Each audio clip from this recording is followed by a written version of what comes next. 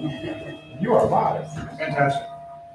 Good evening, everybody. My name is Tony Brewer, and along with Kyle Floss and Joan Hawkins, I'm one of the producers of this Writers Guild spoken word series.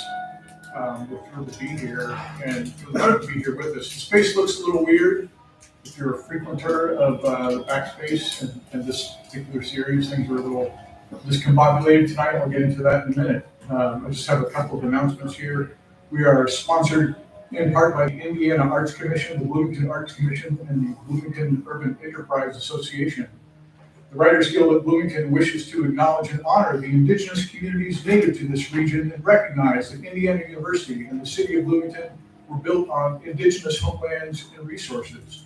We recognize the Miami, Delaware, Potawatomi, and Shawnee people as past, present, and future caretakers of this land. I have a couple of other announcements that I wanted to some upcoming events, excuse me, ongoing events. The Third Sunday Write is offered by the Writers Guild of Bloomington. If you are interested in receiving monthly prompts and having a friendly place to share your writing, email Shauna Miller at shauna747@gmail.com to get invited to a private Facebook group where you can share prompts and talk about each other's writing. The Writers Guild monthly business meeting will be Saturday, October 21st at 3 p.m. in the Monroe County Public Library, room 2A, as well as on Zoom. Also wanted to mention a book launch reading coming up by Chicago poet Dina Ellenbogen. Did I pronounce that correctly, Hiromi Ellenbogen? Dina Ellenbogen. That is Monday, October 23rd at 6:30 at Morgenstern Books at 849 Auto Mall Road. That's sponsored by the Writers Guild of Bloomington. And the reading will be followed by an author Q&A as well as a book signing.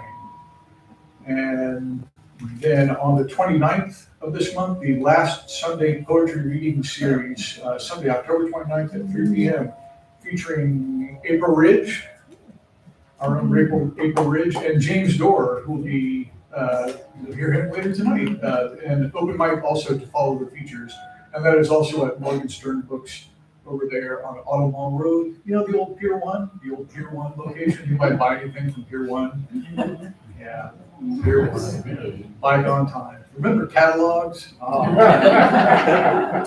And then the reason things look weird in here and funky. So every Friday and Saturday this month here in Backspace Gallery, we're hosting a night gallery, which is an immersive multimedia art installation put together by a group of artists and creatives, Ember, myself, who else? Mike Waddell, Pixie, the Stone Brothers, Joe and Sumo.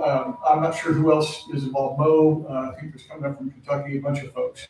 So it's a little spare and weird, but all of the art is arriving tomorrow and Friday. So definitely come, and it's going to continue to evolve throughout the month. So every Friday and Saturday from 5 to 8, night gallery, Halloween-themed immersive art exhibit. There's going to be spoken word stuff. There's going to be other interactive things happening. That's 5 to 8 every Friday, Saturday night in the month of October, right here at Backspace Gallery.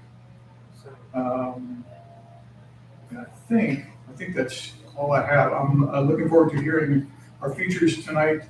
Tom Hastings, are you doing poetry and magic, or are you just doing magic? Okay, fantastic.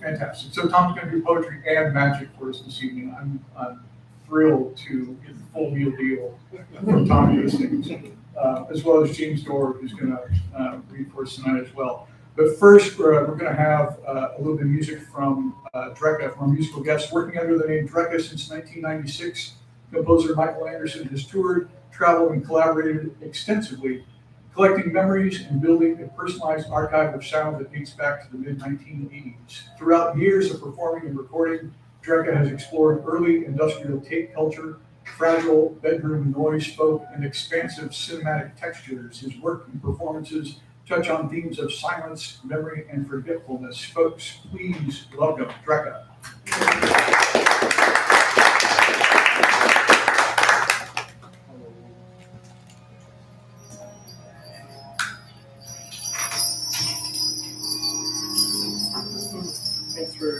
having me. Thanks for coming out.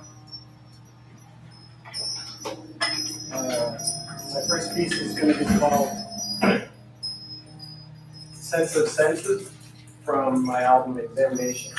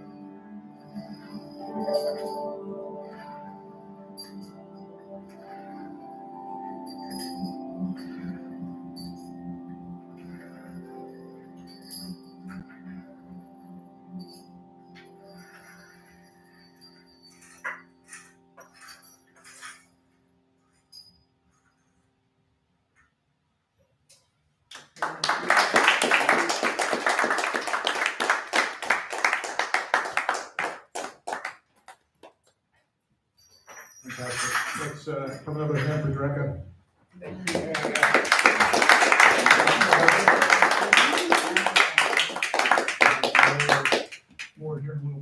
I should mention the flow of the show this evening. So we're gonna have our two features kind of back to back, and then Michael will play another set after that, a little bit longer, and then we'll go right into that from our intermission. We'll do an intermission after that, and we'll come back and do the open mic, which the sign-up sheet is back there on the podium, kind of at the back of the room. So if you are interested in signing up, sheet is back there. I like that gesture. What's that?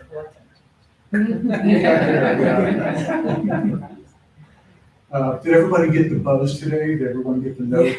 Yeah. Just so the government knows where you are now. I Right didn't realize that. I didn't do it before. Oh, no. What's that? Yeah. Right in the middle of a graduate exam, everybody's Did everyone show up? I was in the grocery store and my phone buzzed in my pocket, and then I heard it over the, like, cut out the music. And then everyone looked at the phone at the same time. It was great. It was a very strange moment.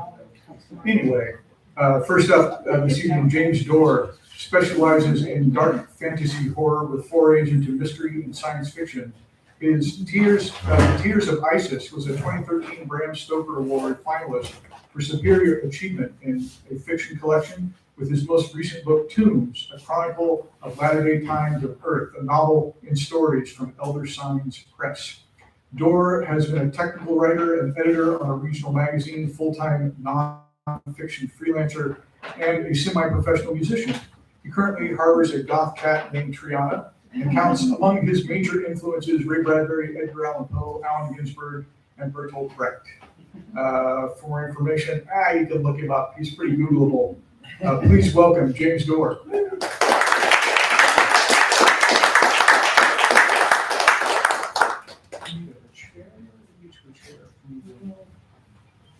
Okay. We'll try that. We will try this standing up. Okay. Can people hear me okay? You can use a little more volume. Hello, Mike. Michael, okay.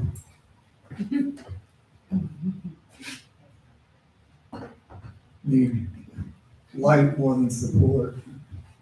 This is a story, it being the season, about death and funerals.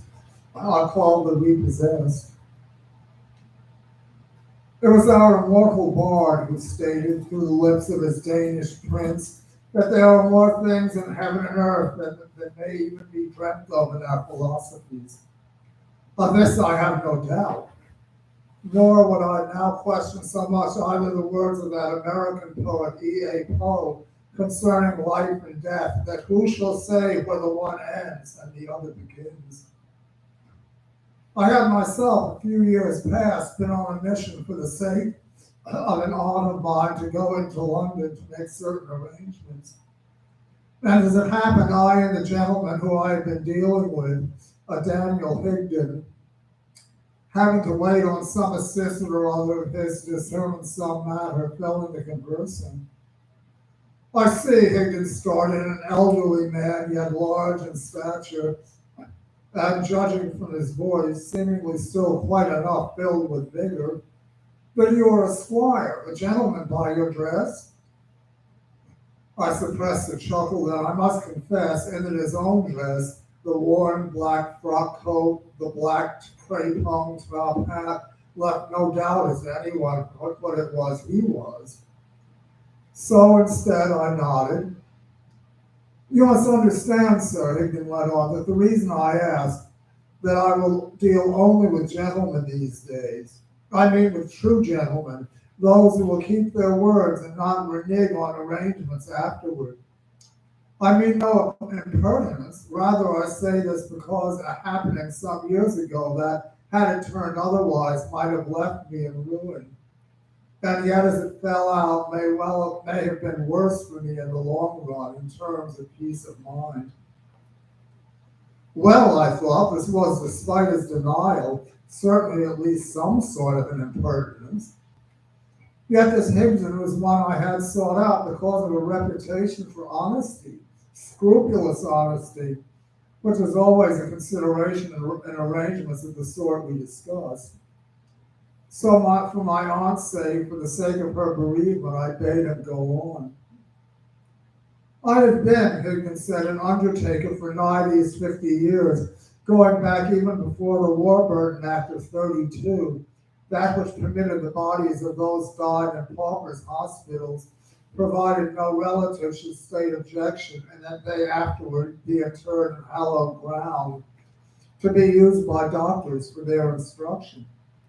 For mind you, sir, there was need enough for that, especially here in our own King's College. For how is a doctor to help preserve life if he does not know first the workings of that which the soul inhabits? But I got ahead of myself on this. The thing was, in those days, the profession I follow was different from these days, and somewhat attended with danger to boot.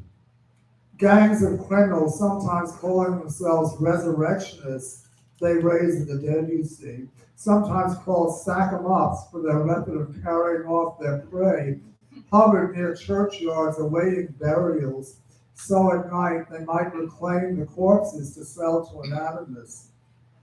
It was a trade as mine, but one opposed to mine in that you understand it is my duty to see your deceased in peace, not cut apart on some lecturer's table.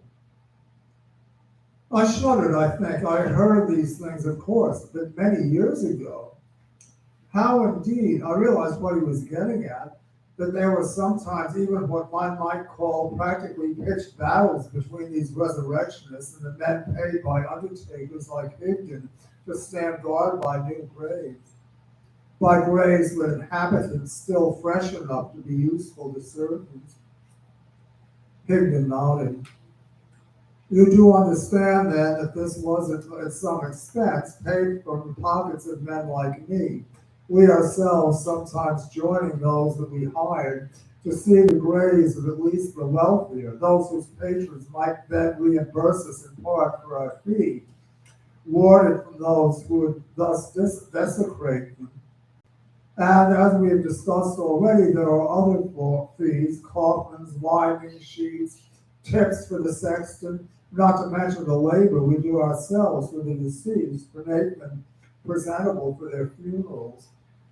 Now, sir, are you squeamish? I shook my head. No, I did not think I was. Yet I did not know, not yet, what this tale would be, how it would end up. Higdon smiled. Good, he said. Now, I must say that I was just starting out in this trade on my own, having formerly been an employee of others, and it was all important to me that I should establish a good reputation. You understand that, sir, not just for the work that I did, of highest quality, and yet discretion too. Ours, for reason, is called the dismal trade, but also as a man versed in the business side. Honesty, after all, cuts both ways, does it not? And thus I jumped at an early commission, this from a wealthy man, a man of business, whose young wife had just passed on, one who was younger than he by a score of years, one who was beautiful, lively, charming from all that I heard of her, and very much in love with him. That is important, that she did love him well, though, as I learned soon, he did not deserve her. For he was no gentleman for all his riches, this John Andercloss. Yes, I may state his name. It does not matter, at least not anymore. He disappeared. Some say he went mad first, shortly after the story I tell you, leaving no descendants one knows of. While as for his deceased wife, Calantha Andercloss, Rigdon paused then and reached into his frock coat, drawing forth a flask. Passing it to me, I took a small tot as well as he continued. This John Andercloss had many business friends, clients, and the like, which I may say could mean future referrals for me and my services, should what I did for him prove to be wholly satisfactory. So I spared no expense, having steadfastly agreed with him to the particulars. There was to be a laying out, for instance, a viewing, which meant I must hire a woman to wash the corpse. There must be also a casket of the best, and not some temporary affair, mind you, but one to go into the earth with her. These things all add up, you know. And then the sexton's costs, waters for the grave, the year this took place still being no later than 1830, and Sacraments rolling the streets in profusion. Grave diggers' fees, ice to keep the corpse fresh before viewing. And it was all worth it to me, to him, I thought.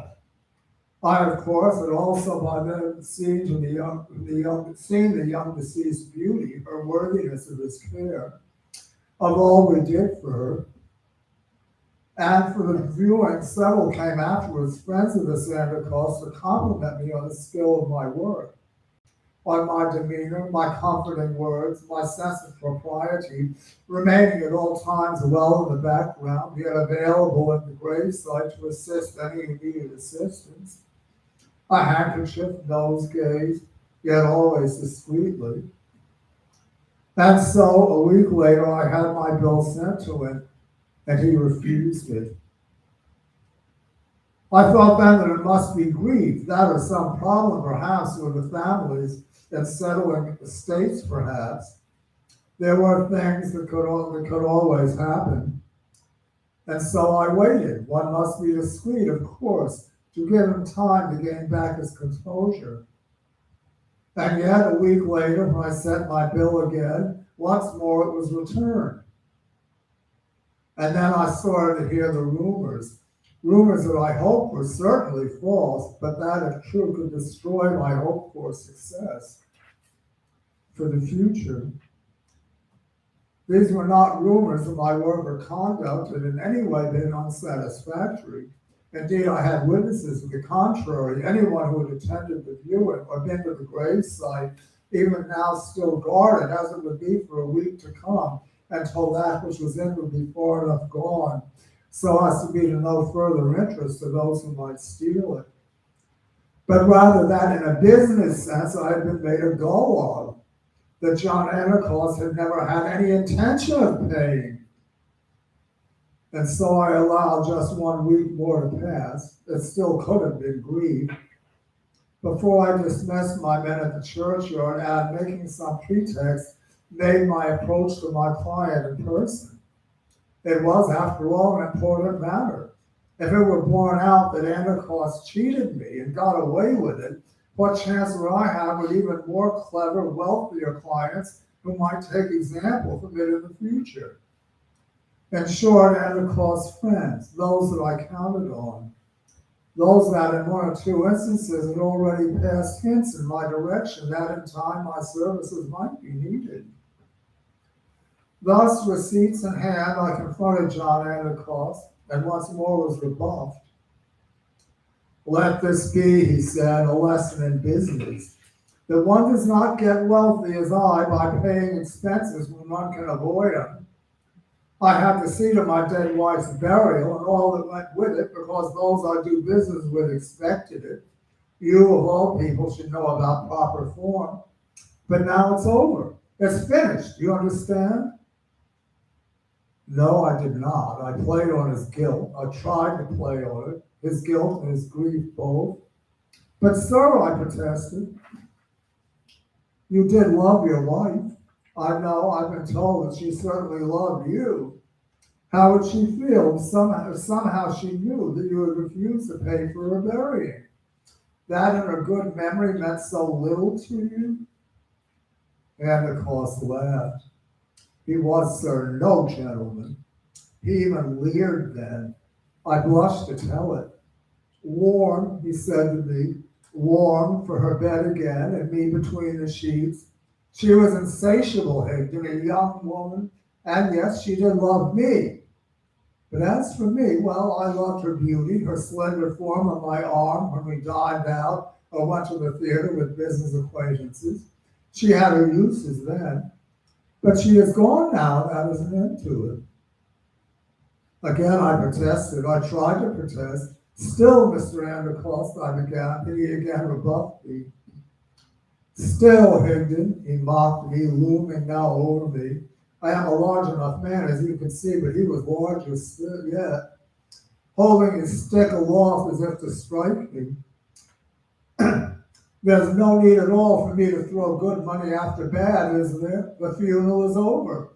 What's done has been done. What's in the ground lies there. If you raise a squawk, let me remind you that I have enough money, because I don't spend money unnecessarily, to overcome any action you might attempt. So I'll put it to you as a businessman, to a fellow businessman. What do you think you can do about it? Repossess my wife's corpse? Sell her yourself, perhaps, for the sack of mops? Once again, Higdon paused, drawing his flare scout, passing it to me when he'd had a public swallow. God help me, I thought on that after I left it, but digging up, collapse Antioch's corpse myself to get at least a part of my cost back, except as I've said, it would have been far enough turned by then that I doubt I could have found a taker.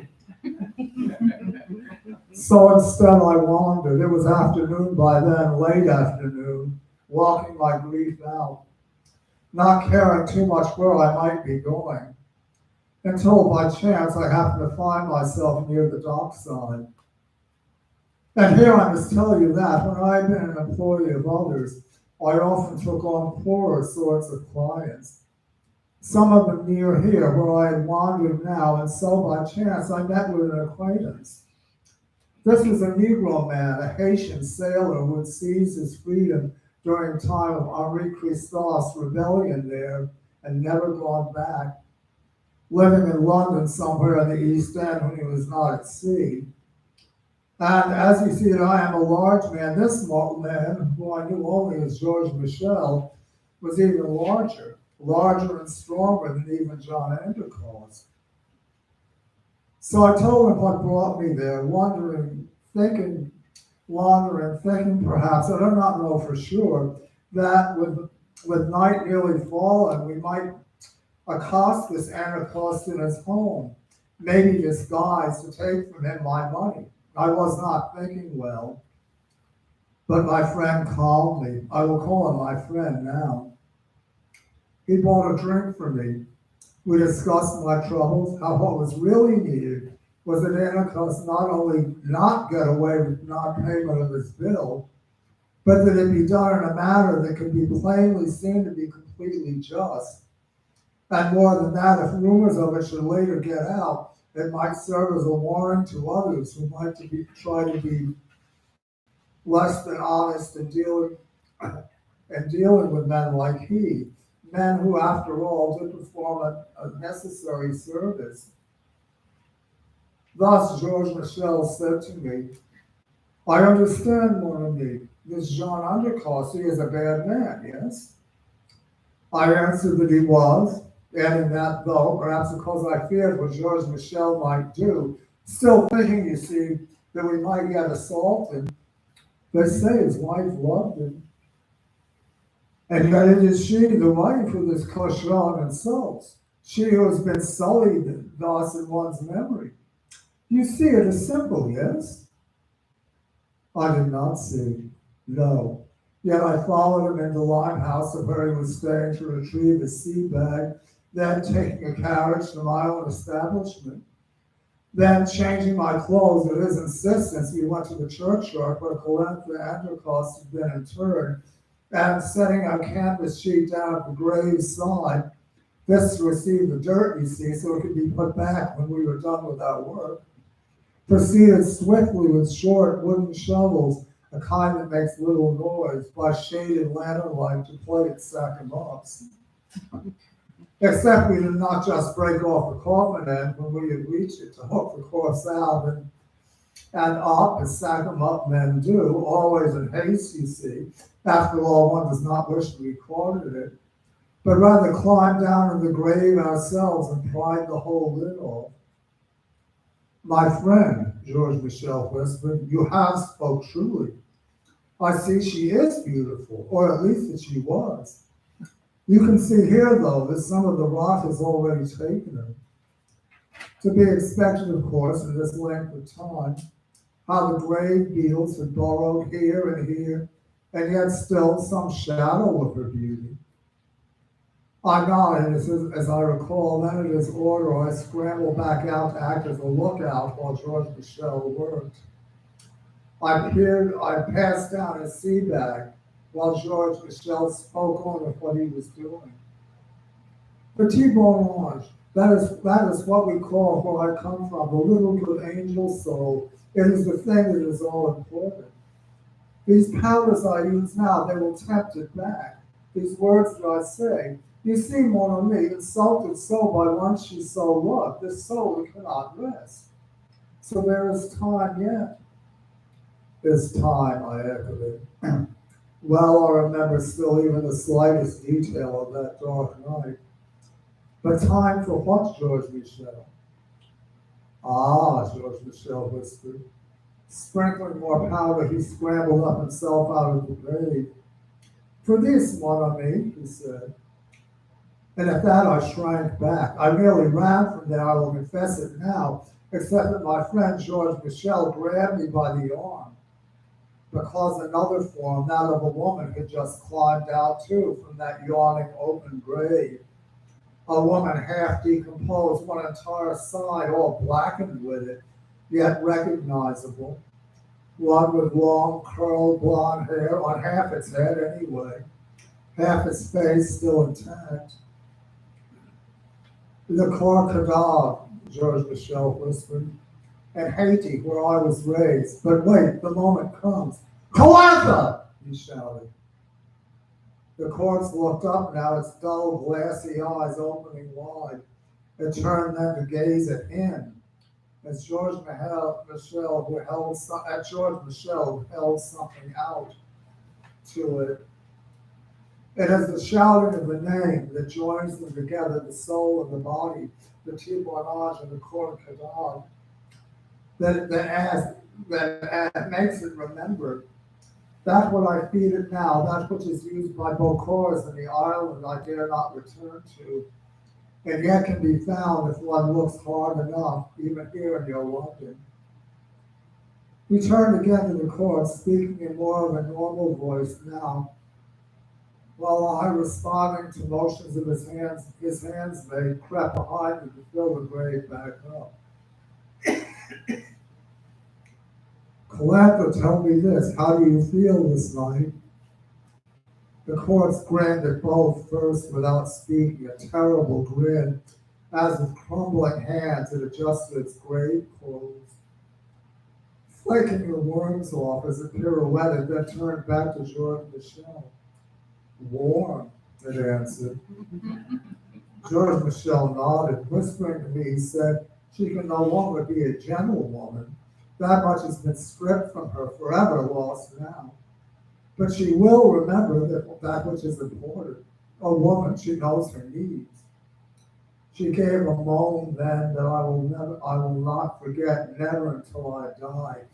That animal, a sounding human, as if some beast in rut, while I, trembling, finished the refilling, scooping the last of the earth back into the grave, folding the canvas up, the shovels inside it, into a bundle, blowing the lantern out, save for the one that we would use while walking home. Finally speaking, what now, George Michel, I asked. Smiling, he answered, taking the corpse woman's arm in his own as he led us out into the street. In simple justice, my friend, I should say that it is our duty to restore this poor woman to her husband.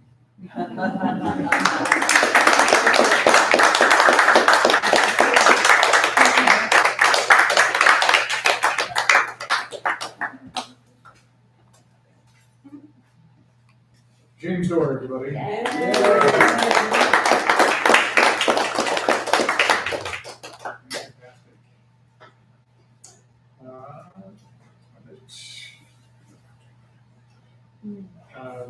Dear friend and mentor, Tom Hastings. Tom Hastings, our next feature tonight. Tom Hastings taught language arts and Jungian psychology at Harmony High School here in Bloomington for 36 years before retiring in 2014. He received a BA in Mythogenics from Antioch in 1973 and has taken graduate classes at the California Institute of Asian Studies, the C.G. Jung Institute in Switzerland, and classes for the Masters in Counseling at IU. He's been a Royal Scottish Arts Council poet in the schools in Edinburgh, Scotland, and the Indiana Arts and for the Indiana Arts Commission in Zionsville and Bloomington. He created the Indianapolis Broadsheet, co-founded the Indiana Writers Center, and was poetry editor of its publication Inprint, which we were looking at. I think we were looking at some issues of those at the cookout this summer, which is pretty cool. His poems have appeared in numerous small press publications, and he is the author of a dozen chapbooks. His new and collected poems, Crop Circle Secrets, were published by Muse Rules Press in 2004. He fronted the poetry performance band Coup Coup Daddy for over a decade, and he was the foreign correspondent for online Zoo and Logical Times. Since 2015, he's been teaching theatrical magic classes for the Ivy Tech Center for Lifelong Learning, as well as demonstrating and performing at Rich Hill's Magic and Fun Emporium in Nashville, Indiana. Please welcome Tom Hastings.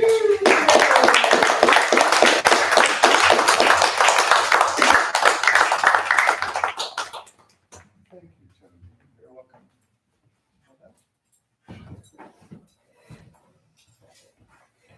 I've been performing magic all day, and I had dreamed of giving a reading. And Joan contacted me a couple of days later, so I feel like I've dreamed you, and you're part of my dream field. Thank you. And I didn't mind being roped into doing a couple of magic things for you guys.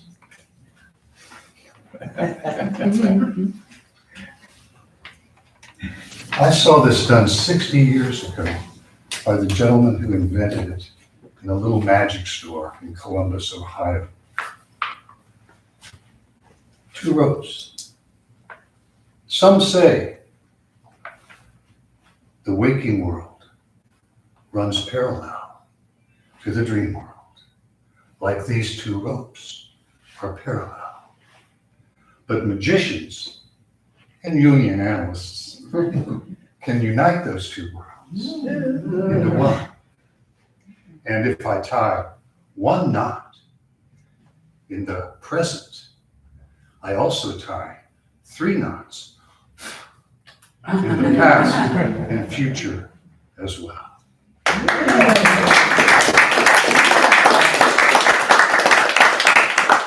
Of course, if we travel hundreds of miles down to Central and Southern America and look at indigenous peoples' verbs, they don't think of the past as in back of you, the future. The past is in front because we can walk through our memories. And the future is in back because you never know what's coming. If you went to a large city in India, like Calcutta or New Delhi, you might see a magician on the street take a rope and cast it up into the sky and make a gesture, and the rope would remain suspended.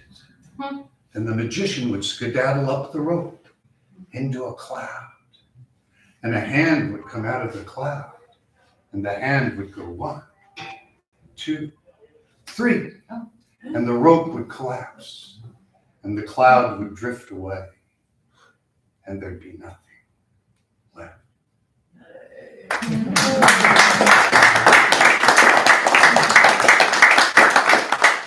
Thank you, and thank you to the Writers Guild and Joe and Tony for inviting me. The Indian rope trick, where the magician goes up, we all have it in our minds. It was an urban legend. It was invented by a Chicago journalist in the 1880s. And then people came back from India, a friend of a friend. And then magicians actually started making their own version of it. Well, I'll read a few poems from my collection, Crop Circle Secrets. Just in keep I dreamt I read this, so forgive me if it's unsuitable. My My parents, who were Hoosiers, retired to Roswell, New Mexico. And so I had opportunities to talk with the folks there who had actually recovered the saucer. There was a Mr. Hauptman who owned an art gallery there, and he was the PI guy for what was then the Army Air Force. And he had sent out the notice that the saucer had crashed, and the news story got stopped by the White House and the Department of Defense in Lubbock, Texas, and said, don't send this out. And my parents lived in this kind of subdivision, all these little houses that were built for the Army Air Force. And one of their neighbors was an ex-CIA guy. And so the prologue to the poem, this is called The Whole Goddamn Story. And it contains, so the prologue is my interview with him. And then I tried to go through the history of ufology, which aren't UFOs, they're IHC, identified alien craft now. And then it just ends with what it must have been like for the strange folks in the saucer. The whole goddamn story. Prologue. We picked up something. They called my brother in Clovis to come and pick it up. Of course, at one point, we turned it into a carrier pigeon attacked by a hawk. My wife nursed it back to health. We let it go, and that was that. But the symbols leaked, along with the curious properties the debris possessed. You know, Ezekiel saw the wheel way up in the middle of the air, turned by God, turned by faith. You try walking into the wind with your arms full of blazing tumbleweeds. Then, when we realized the yuccas were transmitters, well, Bando Sigma Snowbird Pounds 1949's Project Grudge gave Bigfoot the brush off, hired a shrink for the missing link. 1952's Majestic 12 Magic, where there's flu, there's fire. Sister Capistrano says it's so. Twisted her wing in the Detlus Ex Machina. Foxtrot Kilo 30 Blue Orthon and the mothership fared well in 72. Alan Dulles warned off lawsuits against the contactee. After the medicine men told NASA not to bring the moon rocks home, lordy, how they've grown. 75's Travails of Travis in Navajo land, Snowflake, Arizona, Chupacabra munching up his plasma vortex, another electronically disturbed day. Pitchblende, bull wrestlings, swamp gas and soot, pyrograms from the glory hand, douse your rod and grid with sorcerer's grease, loop the ley lines, ride the spores to the dog star's dawn. On the way to Rishikesh, sadhus, gurus, babas, bhagwans, anandas, pay Maharishi Mahesh $10,000. Join the yogi mafia, learn to fly, or be like Lord Buckley, bungee off the bicameral bridge, sailing and whaling serotonin. Follow Kundalini down back to his Orphic egg, the farthest, outer, other, ever, anywhere. Snap back at the ranch, Nords and Morlocks, blondes and grays, identified alien craft. Incoming in Canubulum, 1999's Coney Island's Dreamland, Circus Sideshow, and Universal Congress of Freaks, the quotidian wonders of Colonel Joy, his contact muscle reading, his telepathic punch swazzle, 90 miles outside of lucky Las Vegas, the whole skunkaroo, the ranch, human containers and leakers groomed, auger by the river of 0-point energy, microwave relay, cellular link, mission critical system, code boot, time loss, disassociation, coronal discharge fractals dance behind the satellite's footprints airbrushed, silent, blue.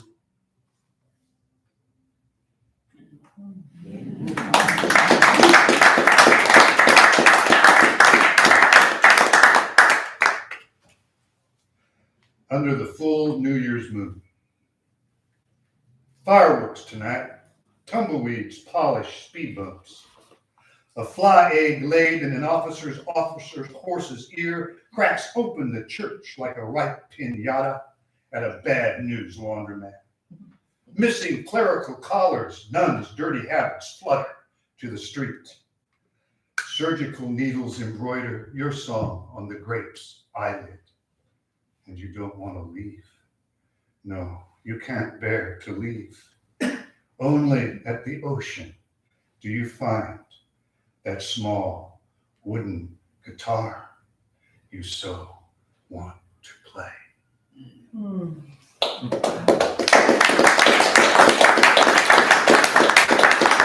Stitch and shine. Pesky Pluto, shifting orbits, vows to keep Persephone. Demeter trades inside stock market tips, damage control for solar storm gossip. The waking world tends to its own. You must abandon your father's sheepskin coat, wear his passion's ruby ring.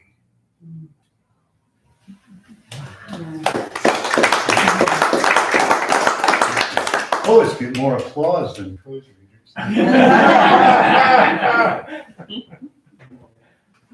Later in France, traffic slowed on our way to the Strasbourg Cathedral. Men in orange suits were moving the Bridge of Three Roses. Light northerly rain from the Black Forest stippled the Rhine. An old woman on bicycle tapped on the window, gave me advice in Swiss. Embrace Jesus or end up like her. Her license plate read Esprit. Later in France, ululation.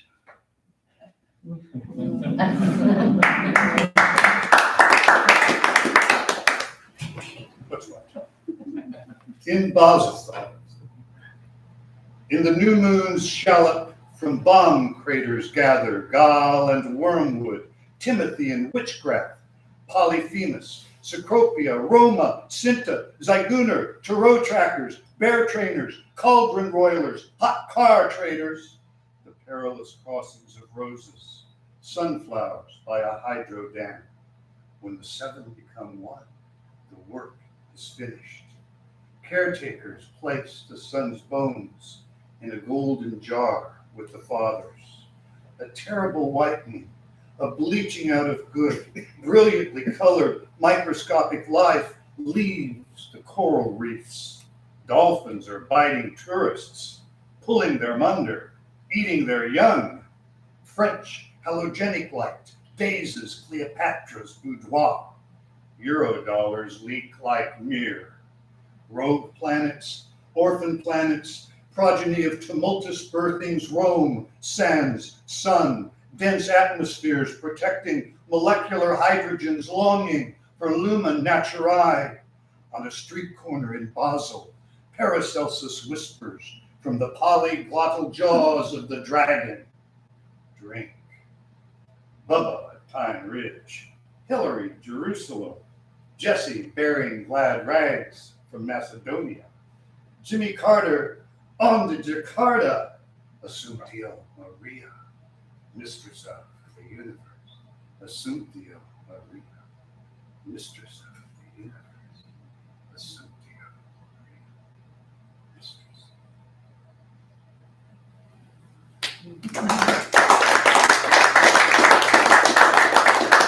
How much more time do I have? I didn't look at it. I did not either. So do it. Oh no, we're in I know, we're out of time. I'll read one more, okay? Okay, that sounds great. This is called Chrono Clutch. Joe Lee and I, I'm sure you folks know Joe Lee. He and I both got into magic with this character who showed up on the Captain Kangaroo show. And so that's where the poem starts. And chrono clutching is a way of traveling through time in a way.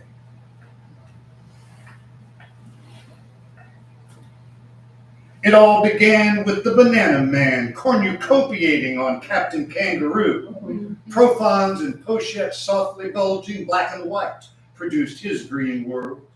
Univac arranged romance. Folks played cyanide roulette on the People Are Funny show. Long before a teenage Billy Graham got God on the 18th hole, before the Sphinx in Karnak's temple began to wither into line, an idle crowd of parvenus gathered to watch the sale of retorts, crucibles, elixirs, Pharaoh's eggs, and sooner pills. A shovel of ether perched on coals, and the boy levitates. We knew how to prepare the flesh-colored paint so it would not glow. We hired carpenters to build new spirit cabinets rather than tote them from town to town. We procured the local chief's friendship to embolden our territorial patois and politesse, protect our handbills' modest claims. Ours was a clean spook show, just off a century or two, the world's most expensive dream. We still seek the old stone, purveyors of feathers and camel droppings. We are dusting the oasis for fingerprints. Yay!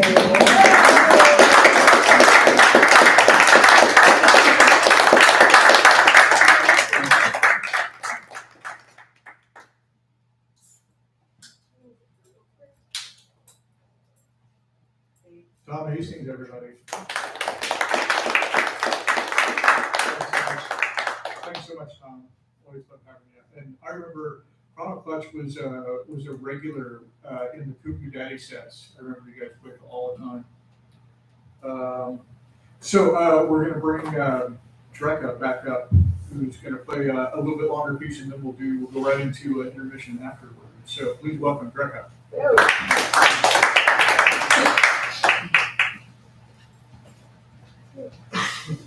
I feel like you have to be too attentive. This next one is called The Waters of Life. It's sort of a tribute to Frank Herbert's Dune. It's sort of from a soundtrack that I'm working on for a film of a short story by H.R. Wakefield, who was a contemporary of Lovecraft. And it's sort of about traveling through time and space in a blue box with an old man.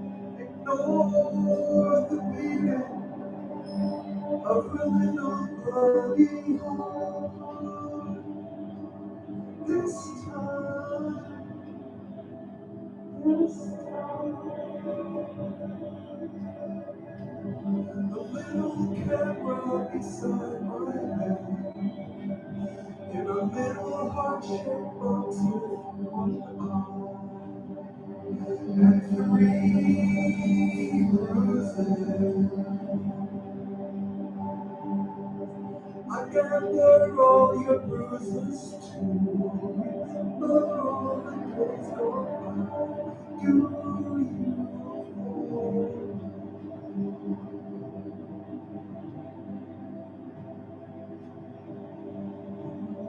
little chipmunks with one arm and three bruises?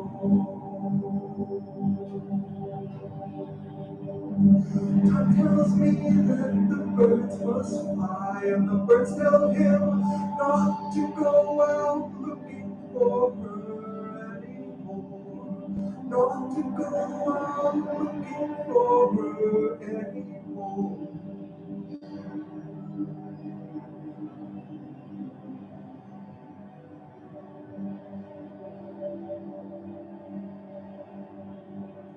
I use this glue to stick these things to you in a bottle to show.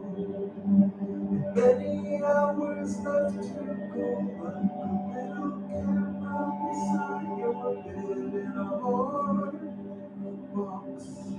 She fled.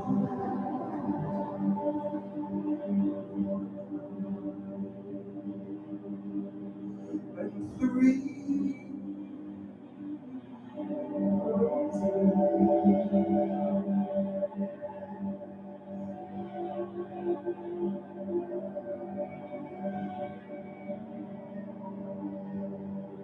to go looking for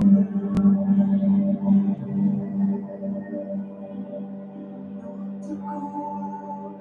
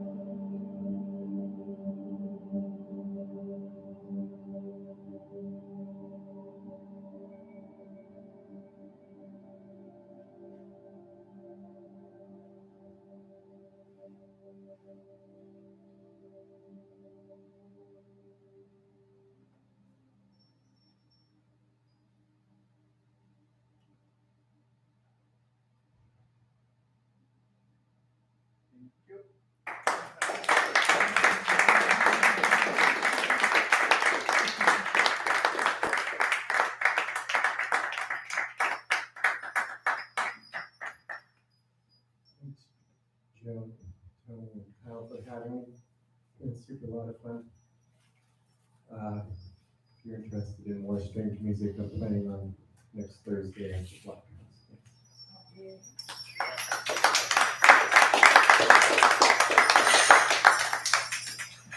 Let's, we'll get ready. Take a intermission, and we'll be back in about 10 minutes or so. You have the mic. Thank you.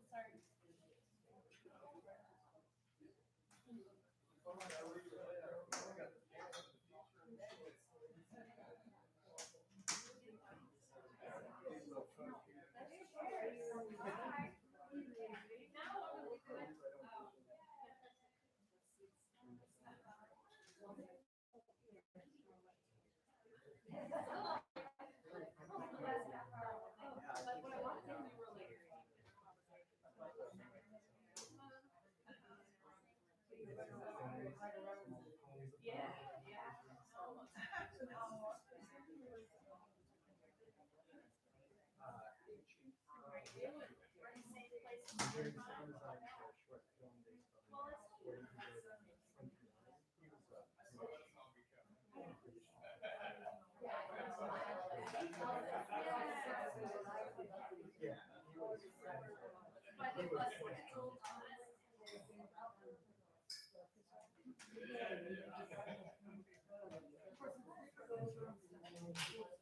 Yeah, this is for, Yeah.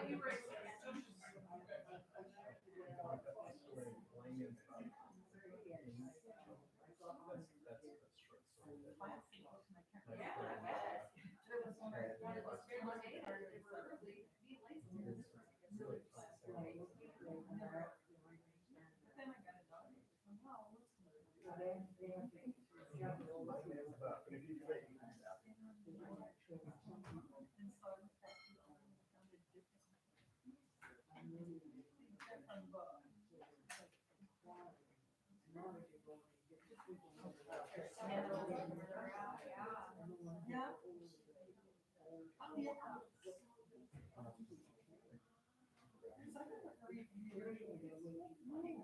I've been, yeah. That's.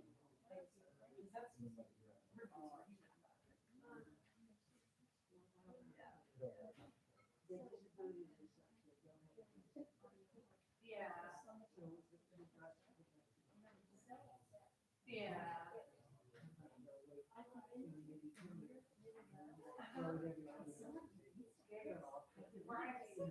Yeah.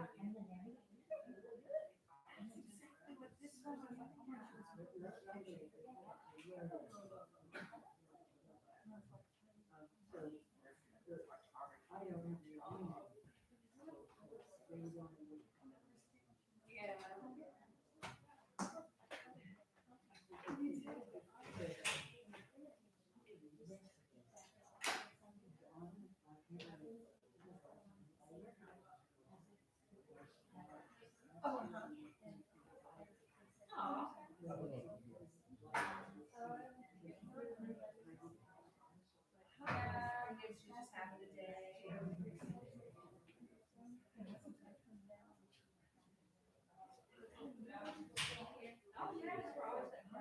Oh, yeah. oh. It's all these new Right, yeah. horrific geometry going It's on. different. I'm excited and scared to come in on yeah. I'm gonna do the last Saturday one. And I have, the Goblin Market, you know, that, what's her name, Christina Rossetti, I think is her name. Yeah, the Goblin Market, it's like, and it's probably about 30 pages long, like not a full book, but maybe, you know, like a chapbook size, but it's fun, it's the Goblin Market. So it's a big, long, epic poem about the Goblin Market. So I figure I can post snippets out of there. If we're staying in summer, it's kind of like, all I could do. Come on. It's interesting. Yeah.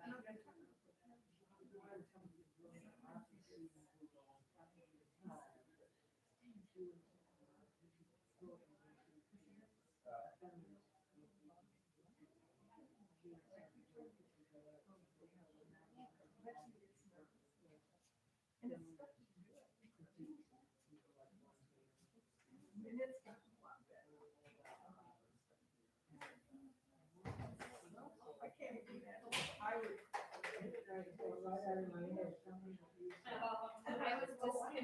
I was just confusing Dawn. What's his name? Oh, that's interesting.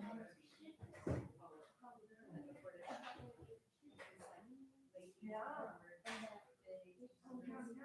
Yeah, I was thinking that was Broadway.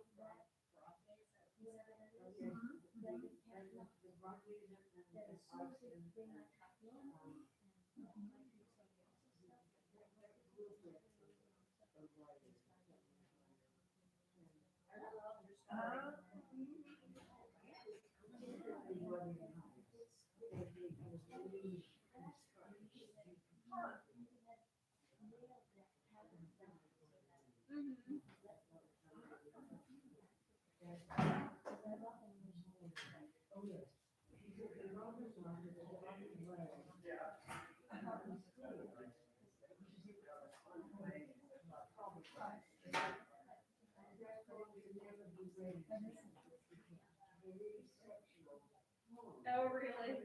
I can't remember where I heard just an excerpt of it, and I was like, whoa, and I saw it in Nashville, like a small store they have there in Nashville. That's also really cool. Do you know? Yeah, yeah. I thought you guys had that before. Yeah. That's the thing is poetry is like so many different things. Like, poetry on the page, there's poetry in the air, there's poetry Oh, in the the third, mind, the there's poetry- third Sunday, right? Yeah.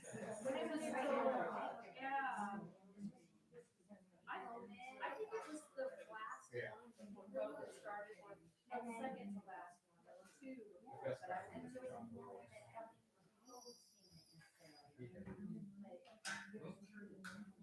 Shannon did one, and I think, who did the color? Yeah, he was here. Oh, that guy, yeah. Oh, John. Maybe it Yeah, was. he was. But He was on board of he Ohio. eventually started. I haven't seen him in forever. I'd like to be the. I think you already probably know maybe.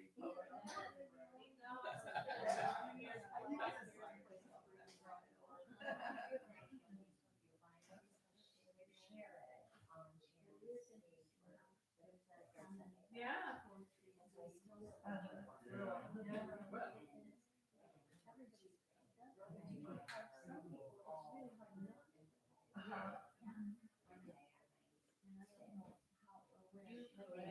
You could, you're busy with teaching though. Babies. Yeah. You hear it in your head. All right, so now I'm gonna have to talk about his performance. No Lil, Yeah, make time for it. no Valley Girl Lil. Yeah, Try to be good. I have ones that are like, I have one in my car that I. I'm convicted.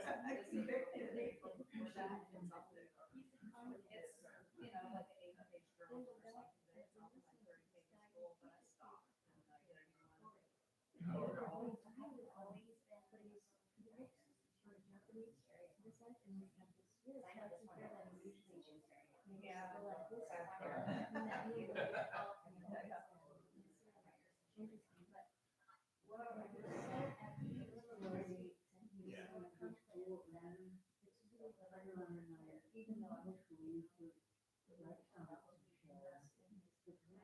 Yeah. Yeah.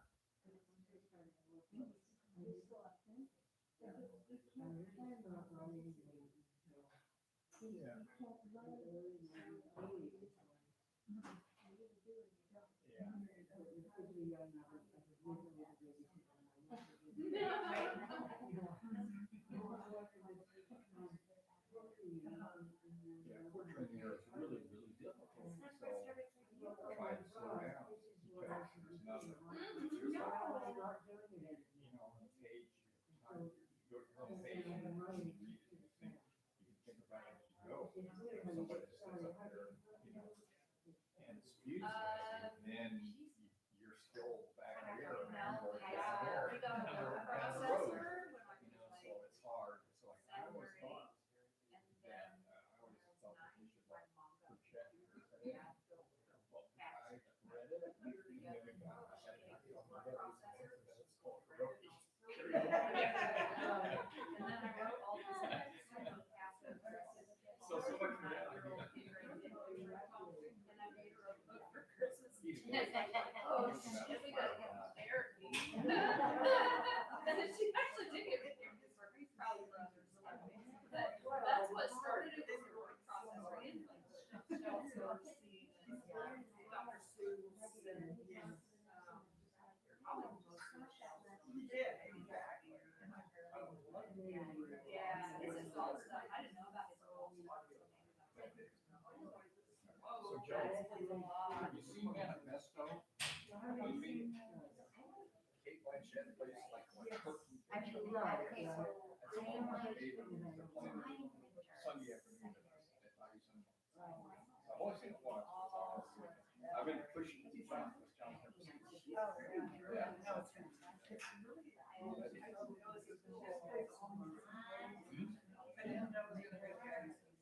Yeah.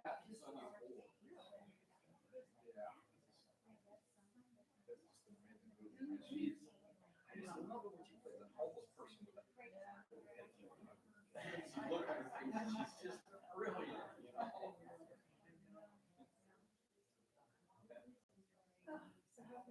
Good, we've been on the road, so I've got a head full of poems. Because we made it all the way to Flagstaff. I actually got to read the notes from like Flagstaff. There was a guy, I'm checking on him because this guy that was reading first time in public.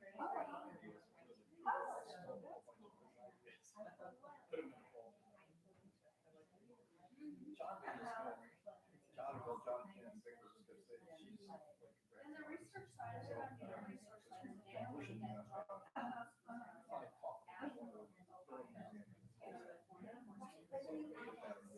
Because I have that you learn. I wouldn't go any other barrier.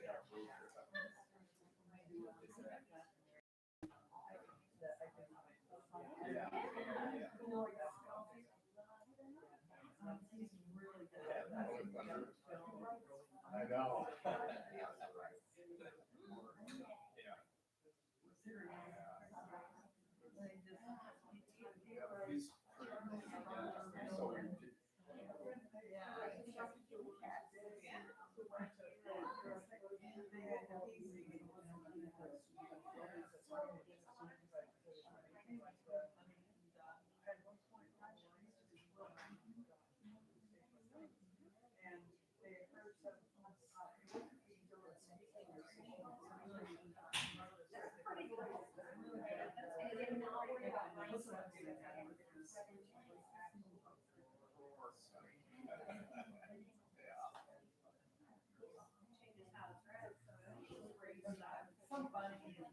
I'm ready whenever you are. I just need to turn up the preamps and good to go.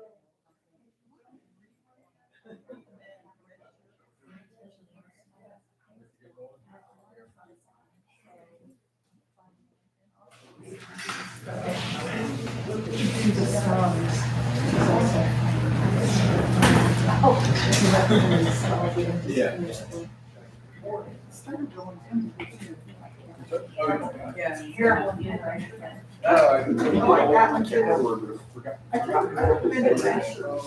Oh, these wars. It's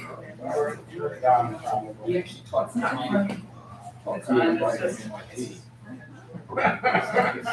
Come back, wherever you are. Should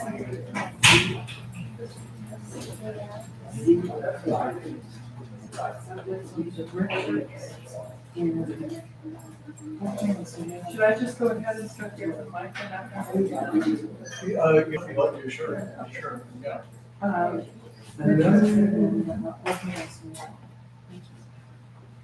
And big voice. Use your big voice. Use your Yes. big voice. Come on, people, come on back. So for people who were here a couple weeks ago, or was it last week? I guess it was just last week. We did a program here at Backspace that was a wonderful program of film and sound collage. And so there were different films that were being mixed up and mashed together alongside some spoken word and some improvisational jazz.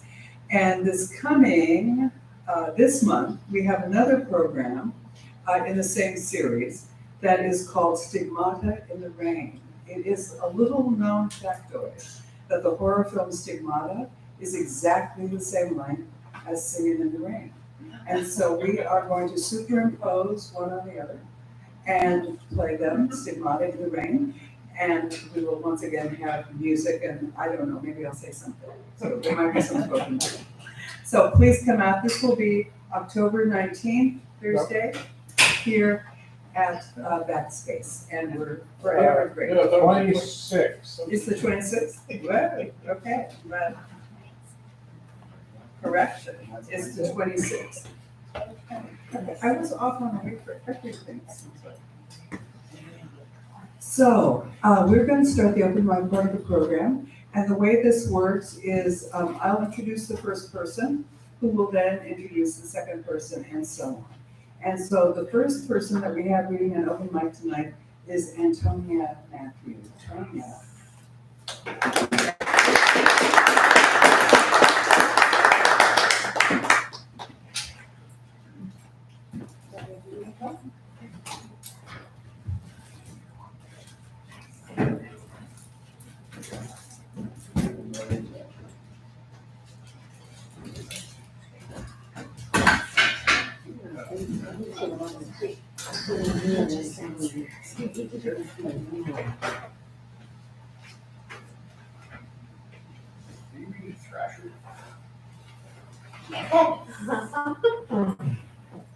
Can you hear me? Yes. Okay. When I knew that Tom Hastings was going to be reading, I knew that there would be a lot of wordplay and fun with words, and so I got out this old poem that I wrote when my oldest son was in high school, so it was about 35 years ago, and that time, Bloomington was crawling with skateboarders. People were skateboarding everywhere, and my son was one of these people that skateboarded, and he would talk about it and use, skateboarding language. And so it fascinated me so that I wrote a poem for him about skateboarders. And he said, "Oh, Mom, you should send it in to Thrasher," which is the skateboarding magazine. So I did, and they did printed my poem. Skateboarding. And they didn't know it was coming from 40 plus person, they don't know which is skateboarding. Well, I'll just read it, but it does have sort of two levels that are going on. But all the skateboarders just see it as a skateboarding poem. It's called The Second Coming. If you're awake early any sunny summer morning, you might hear them on the empty streets. Tarmac still night cool, the skaters on dawn patrol. Might see them flipping one-wheelers, drifting into alley-oops, placing slow hand plans, puddle jumping through last night's leftover rain. They are totally rad. They rock, chopping and chalking their way over any obstacle. Beefing doesn't stop them. They are out ollie-popping over or past anything. And one morning, suddenly from their midst, he appears. Blue jeans torn at the knees, t-shirt ragged at the edges, leading the thrashers, whipping ahead of them through the streets, doing the gnarlier front-side grinds, contorting inverts, scooping backside airs. Yet, as the light grows, there in an awakening city, they see no skateboards, no skateboarding, or skateboarding on the sidewalk. Danger, skateboarding prohibited, don't, can't, quit, stop, keep off, back, no. And he's gone, and with him all the angels and the archangels, all the thrashing hosts of heaven.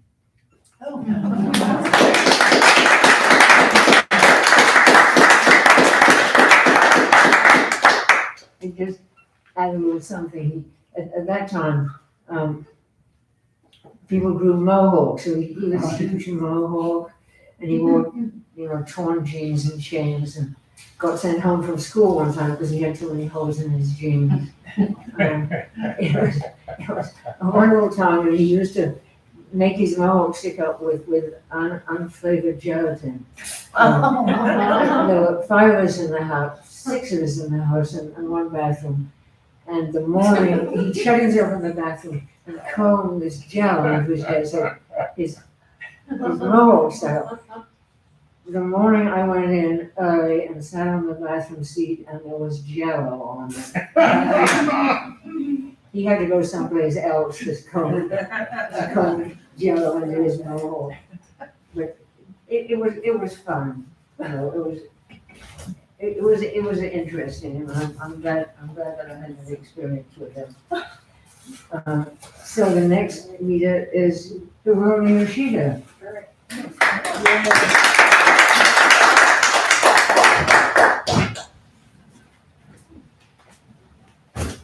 good. Thank you, Joe.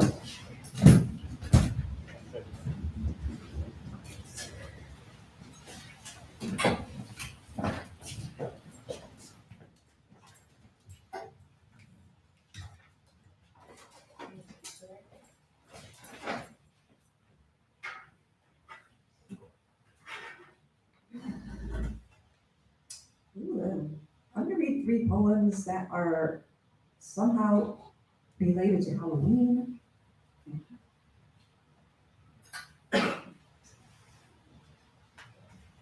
First 2 will be from interest readers. Jack-o'-lantern. Jack of all trades, the shivering, shriveled Indiana, summer days and nights.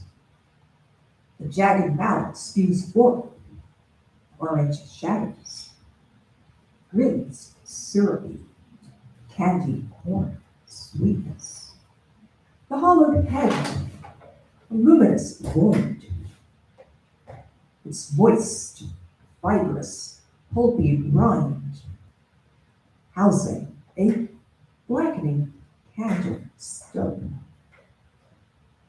Flickering waxwork, Cinderella. Askew ball gown, petticoats, reeking, soot and ash. Hot molten striptease of dripping wax. The jack-o'-lantern, a leering promise of plump, uncouth autumn days. Pumpkin seeds spilling into meat grinders of the fairy tale imagination.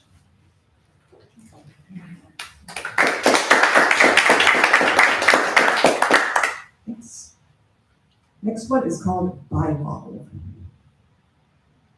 Norman Bates and his mother are the white heterosexual males bivalve brain parts, symbiotic prototypes of derailed American dreams.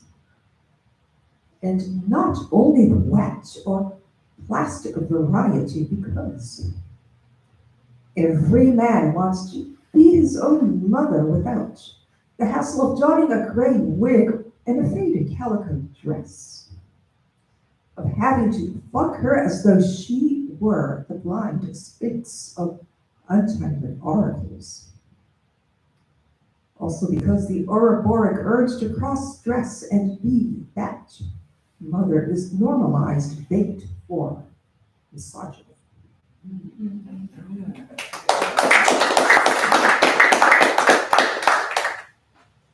Appreciate this venue for the chance to be able to read this, because I can't do that more this I'm so used to emceeing, open mic there, so it's great to be able to just read and to be able to do it here with no inhibition. Okay. And my final poem is from Epicanthus. It is called Channel Surfers. And it's about my experience channel surfing with my sister back in Tokyo when we were kids. Channel surfers.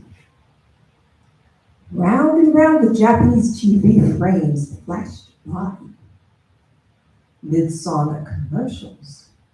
Decapitated talking heads. A whizzing jar of Shiseido night cream in an amputated hand. Zap. Long-haired screaming girl running from a lumbering Texas chainsaw wielding zap into psychedelic Russian roulette repeat of commercial chants. Decapitated heads, amputated hands, girl still screaming and running hair darkly plastered down the skull of her head. Abjected spectacle fragments of ambivalent voyeurism. For me and my kid sister, to resist, reject, regurgitate, compulsive channel surfers, our screams overlapping with the girls wanting to unplug, dump that TV into the murky Sumida River, oozing diarrheically beyond the bedroom terrace after one more round, just one more glimpse. Sap.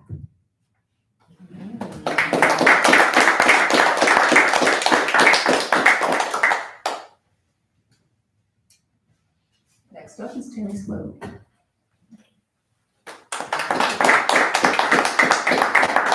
So I've been on the road and I came back with a head full of poems, but I'll keep it to 3. And I like poems that punch you in the face and walk away. And I've got one that hangs around and tries to pummel you into submission. But I made it to Flagstaff before my chain got yanked. And this is a poem about the ambivalence about the return. It's called Outward Rebound from a Westward Expansion. Long time, untethered and unhinged, running on the loose. Feels like the slightest beginning of a tightening of the noose. Fever dreams of my own bed rattle inside my head. Reluctant vector bends towards home, insisting on forsaking the desert's boundless blue dome. Shuffling on reluctant leaden feet precludes adding enough energy to snap all constraints. Attempting to divert my fate and arrest this pointless retrograde motion, I deploy this parched land's best cliff edge magician's trick, the clutch, the catch, the the leap. In Flagstaff, I was fortunate I got to read at an open mic, and there was a guy reading for the first time he'd never read in public. And so I stole a bunch of his ideas for this poem. It's called, and if you can occasionally hear the truth from a politician's mouth when there's a hot mic and he doesn't realize it. So this is entitled, Overheard on an Open Mic. The truth can sting like a stolen poem. Afterwards, as she stands, the truth leaks along an inner thigh. The truth rolls down a trembling cheek beneath our blurry eye. The truth on scrabbling, frantic legs seeks safety, fear won't buy. Unable or unwilling to accept the vast uncertainty of it all, the truth runs away with a voiceless cry. This is another poem with a bunch of stolen stuff in it from the Indiana Poet Laureate, and it's a manual for writing poetry. It's called Portrait of the Improbable. Numb life, experience rejected in safe epicycles of routine. Portrait is an omelet prepared with a sledgehammer. Portrait is a twisted path. Portrait is the worm at the bottom of a bottle. Conjure your reader to swallow it before they ask, why would they do that? Or what comes next? See Dick run. Where does he run? Why does he run? How does he run? He can't run fast enough to avoid the crashing wave of the past or catch his undetermined hazy future. See Jane throw the ball. What unencumbered rapture must she feel at the release of that object, never part of her? Run, Spot, run. Spot who chases his tail, attempting to make his past his future. Portrait is a scalpel, its edge of words serving up an inappropriate slice of space-time with a side of fries.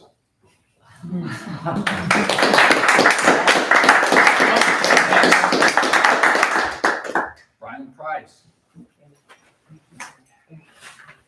I'm not that tall. I'm never that tall. Should write a poem about that. I've got working on a novel called The Ghost We Become.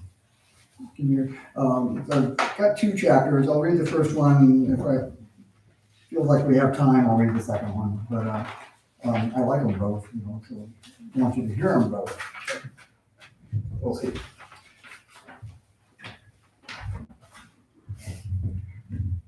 put this Elvis, I love this Elvis mic. It's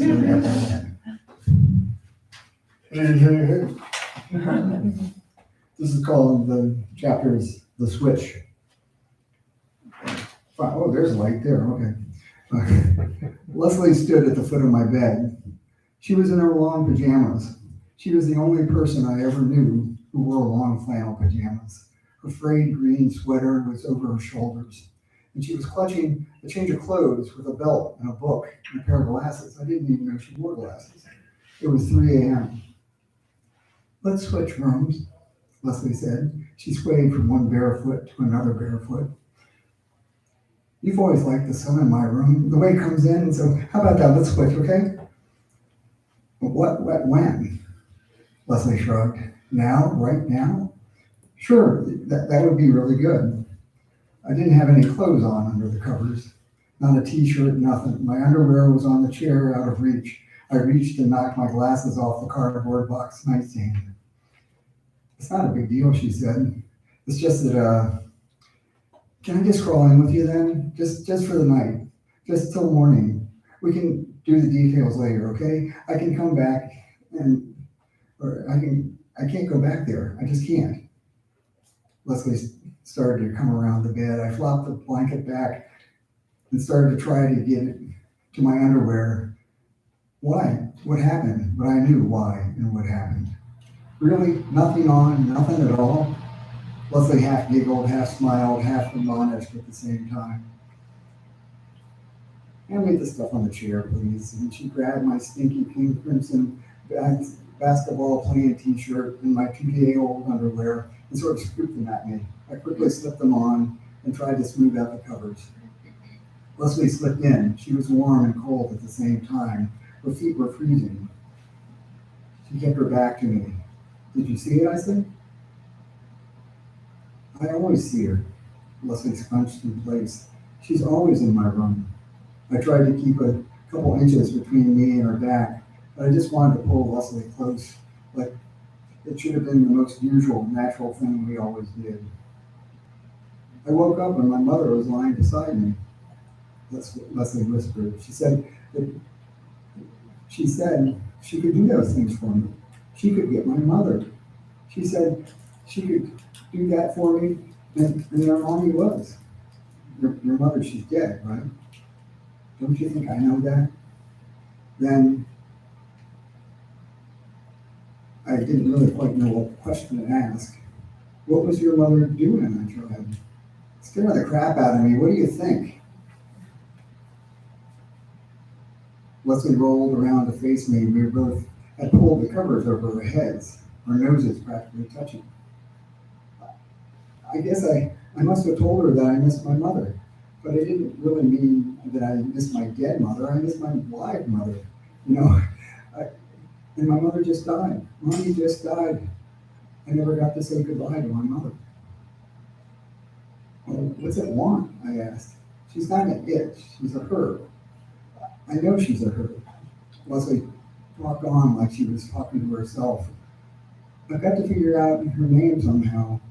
I've got to find that out. I call her Amy for now.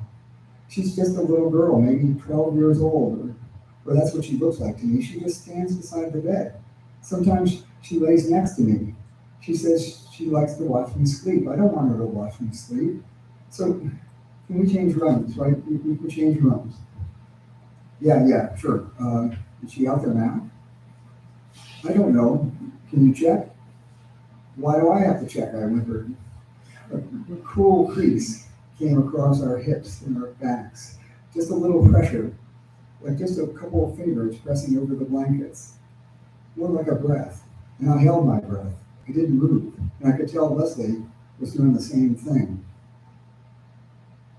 What does she want? I whispered more. She says she can do things for me. Leslie paused. Like what? I don't know exactly, but she says that if she does things for me, then I can do things for her. What kind of things? What does that mean? I don't know, but I feel like I should do something for her, like I found her, and she's lost, and I need to help her. Why does it have to be you? I just feel it. I feel connected. But I'm so tired. I just want to sleep. Please look and see if she's there. Really, do I have to? Just look. I kissed Leslie's forehead and I looked. Nothing was there. I got up. The headlights of a car went by. I went to the window, looked down at the garden, looked down at the top of Ted's truck. I don't know what I expected to see, but there was nothing to see. I went back over to the bed thinking maybe Leslie might want to kiss me back, but she was asleep that fast. I went down to Leslie's room and the door slammed in my face. It rattled and was locked from the inside. I wasn't going to sleep in that room anyway. And I wasn't going to sleep in the windowless room down the hall because it smelled like the guy who owed money to Russell. And I wasn't going to sleep near the attic because I knew the ghost liked the attic. It was early fall. It was still fairly warm outside. I found a quilt and I slept on the porch for the next couple of months.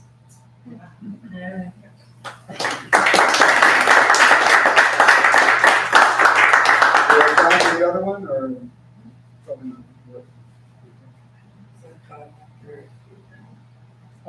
Is it about the same length, or? Yeah. Sure, yeah. I came down from Plainfield. Oh, my God. Man, Plainfield anyway. This is called The Things That Follow You Home. I don't like this place, Leslie immediately said. We weren't even out of the van yet. It's fake. Of course it's fake, Ted said. It's Halloween. He stumbled out of the van with a red, white, and blue top hat and clown shoes on. He had a few mushrooms. But it's not fake, Leslie said. It's a haunted house, Carrie giggled. My friend Annie does it every year. It's really cool. Carrie was dressed as a bunny, not a Playboy bunny or a little hobby bunny, more like Bugs Bunny. She glued some whiskers under her nose and she was waving around a big, fresh bent carrot. She had a few mushrooms too.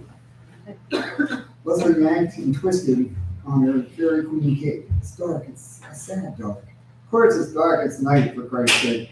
Ted explained, and he drank from a flask. I've never understood how flasks work. They've got about 2 gulps in them. That's all, 2 gulps, but they never seem to run out.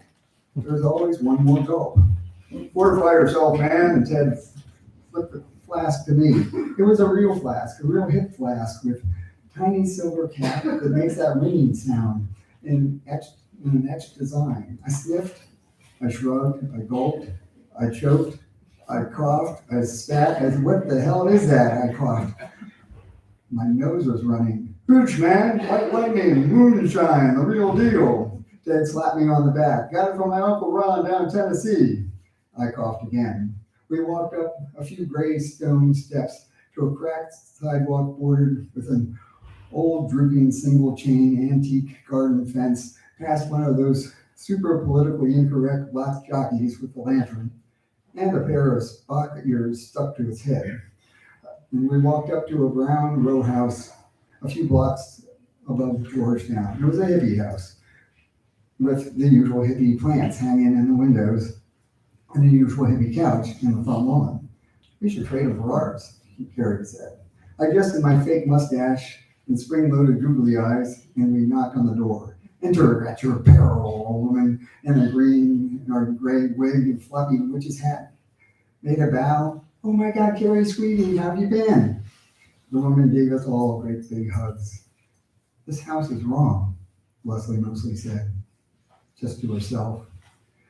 The entry parlor was sort of like ours, wood-paneled and Edwardian with Tiffany-like stained glass. There was a keg in the corner. We walked by a bowl of spaghetti and peeled grapes. Oh, this is great, Carrie said. We also walked by a television turned to white static, which was a lot creepier than it should have been. Partiers were shoulder to shoulder, pushing and sliding by. There were a few excuse me's, but mostly kind of a pissy mood.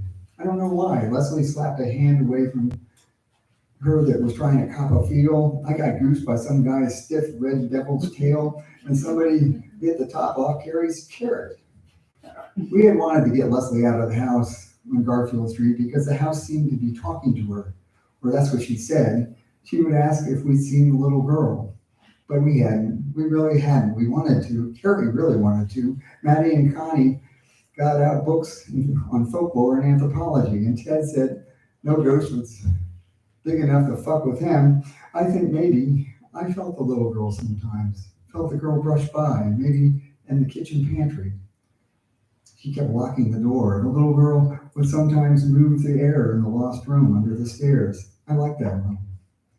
I think the little girl liked it too, but the little girl would not appear to me.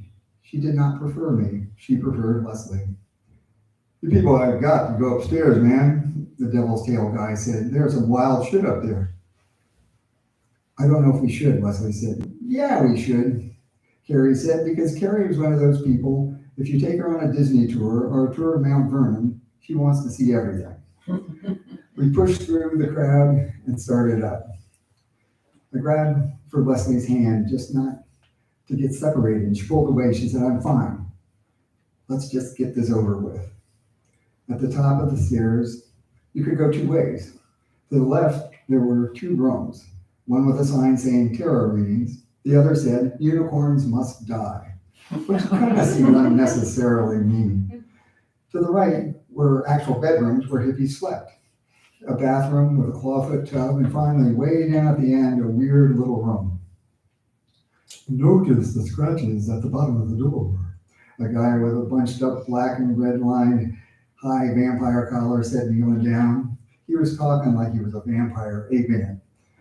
There were already some people gathered around. See how there something with hard nails or talons reached under the bottom of this door, and they were scratching and tearing, grabbing from underneath. Probably a puppy dog, maybe like a miniature schnauzer, Ted said, and took another snort from his flask. The guy smiled. He was making up the story, but he was having a good time. Nevertheless, something terrible, something troubled, abandoned, and terrified was trapped in here. Who's to say a mad dog, an evil spirit, maybe the devil himself? The guy gave a fake hoo-ha-ha laugh. We may never know. I walked in, didn't see anything. I turned around, I'd had enough. Carrie walked in very easily, way too expertly, palmed a small ornate wooden jewelry box sitting on the windowsill and put it in her coat pocket. Carrie always claimed she was a collector. I think she was probably a kleptomaniac. We all figured she'd grow out of it someday. Where's the, they're stuck together. How can they do that? Just a couple more paragraphs. Leslie peeked in, stopped at the threshold, and put her hand over her mouth. Let's go, please. Let's go. The vampire guy was just warming up. What we do know is if you examine the base of the door, if you look closely, there are parallel tears and rips like the rows of fingers. Most likely not a human hand, perhaps the hand of a ghoul or an Asgul, desperately trapped, desperately grabbing from under the door. Bleeding, wounded. Notice the stain on the floor, he pointed. They had their shoulder pushed against the door. You could see where they struggled and clawed and never to be released. It wasn't a ghoul, Leslie said, like the guy was an idiot. He rubbed her nose. The guy smiled brightly. We can only surmise. It was a girl. Leslie took a breath. She said she was about 18 when she died. They held her in here. The guy unbrightened. What are you talking about? This whole house is horrible. I don't know how anybody can live here. Leslie was starting to stare off into the middle distance. Never the best distance. What the hell are you talking about? I just making this shit up. They nailed the window shut. There was a pan in the corner. She had a broken finger. They invited customers up. Leslie stopped, stared, and cocked her head like she was listening. Invite's not the right word. It wasn't a party. There were no invitations. This house has horrible angles. It wants us to go. What are you talking about? The guy was itching his arm hard, almost tearing at it, and then he started to scratch at his neck. She told me. Who told you? He kept scratching them. They don't really talk. Sometimes they can howl. I've heard them howl, but mostly they just give you their thoughts. The thoughts just appear in your mind. That's what happens to me anyway. I don't want them. I don't want to think those things and have them in my head. It's not like a movie because you can't just get up and walk out. The thoughts don't leave. I don't see anybody. I don't know what you're talking about. There's nothing here. She's standing right there beside you. Well, that scared the shit out of all those fakey haunted house hippies. Served them right for threatening poor little unicorns. We got out of there. It was time to go. Leslie fainted. Ted carried her like a sack. I kept dropping the keys to the van. And the ghost followed us home. They rode in the wooden jewelry box that Carrie had stolen. That ended up being a real freaking mess. We already had one ghost. And sometimes ghosts don't like other ghosts coming to their houses. And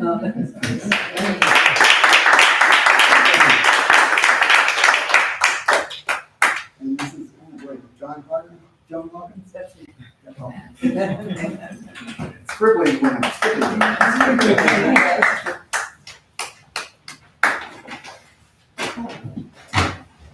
Okay, can you all hear me? Yeah. So this is a real life spook story. This is called Leonard Cohen and Edie Sedgwick at the Chelsea Hotel. There's a legend about Leonard Cohen and Edie Sedgwick, and it goes something like this. Edie, Andy Warhol's fastest rising superstar, was giving one of her famous parties at the Chelsea Hotel. Everyone who lived there was invited, but nobody expected that Leonard Cohen, the dapper dandy of late beatdom, would come. No one could imagine Leonard Cohen even then doing the boogaloo in Edie's apartment. And Edie's was not the kind of place where a depressed poet could have a serious conversation about alchemy and the Book of Changes, about the magic of women in the Kabbalah, about whether the Jews were doomed people. And these were the topics that interested Leonard Cohen. So there was a little hush when he arrived, wearing his famous blue raincoat, clutching a bottle of ouzo like a talisman. All the sweet young things parted to let him pass, and Edie trilled her enthusiasm at his presence in her rooms. Now, Edie's party was not Leonard Cohen's first brush with the factory. He had watched Nico perform at the Dome, going back to 8th Street night after successive night, always sitting front and center. Like everyone, he was mesmerized by her beauty.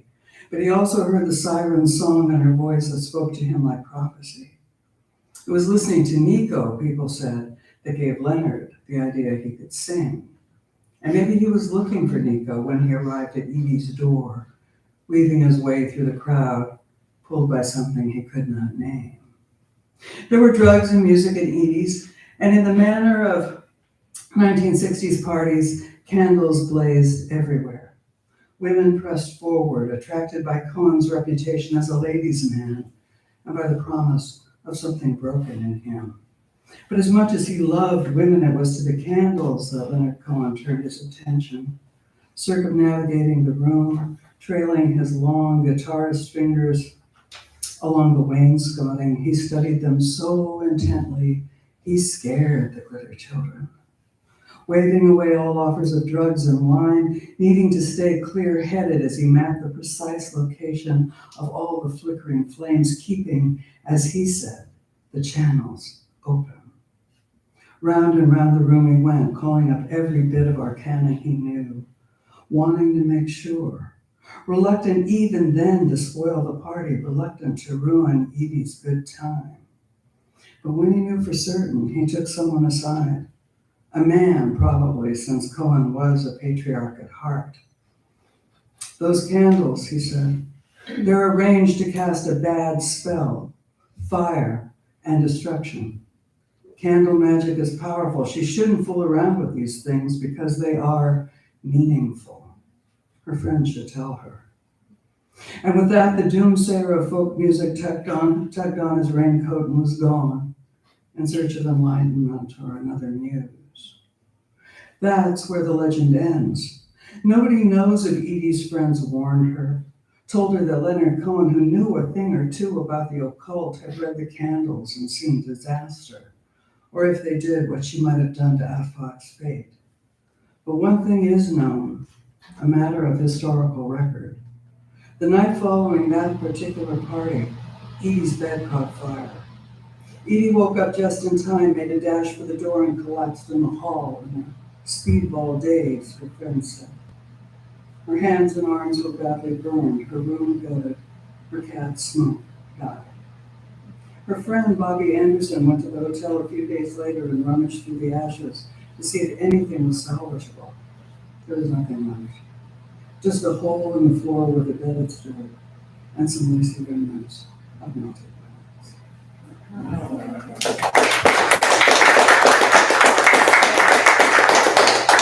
Next up is Aaron Stroll.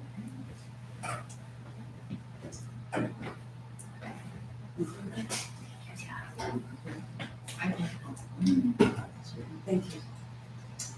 So I think I'm probably the only one that is not. Why is it happening? I do want to sit down. Thank you. Sit down. Yeah, thank you. I think we're good. Yeah. Well, like you said, the Elvis mind, right? But sit. I think I'm unique in the sense that I don't have enough courage yet to share my own work. But I'm a lover of poetry and I love to cheer you guys on. And you guys are amazing. You're very inspirational. And I am just honored to be in your presence and amongst your words. I am a teacher. This year I'm teaching 10th, 11th, and 12th graders, doing graduation support for those that are at risk of maybe not graduating. It's an honor. It's kind of something that I feel like is serendipitous that I landed there after everything I've done, everything I've been through. Jason Reynolds is also a guy that kind of speaks to kids and people that are maybe at risk for losing sight of their dreams. So these last 2 weeks leading up to the end of our term, I've been sharing this poem with them. As we finish up the week, they will read part 4 and they will respond. The responses I've gotten so far for each of the parts have been amazing. So I'll share this with you. I'm going to try to go through it kind of quickly. When he reads it at a very slow pace, it's about 15 minutes, so bear with me. I'm going to do my best. For everyone, Jason Reynolds. Dear Dreamer, this letter is being written from a place of raw honesty and love, but not at all from a place of expertise on how to make your dreams come true. I don't know nothing about that. I haven't gone through it all and come out on the other side hit with a blue ribbon, draped in a victor's sash or dollar bills, or even unshakable happiness. In fact, I have yet to see my own dreams made tangible.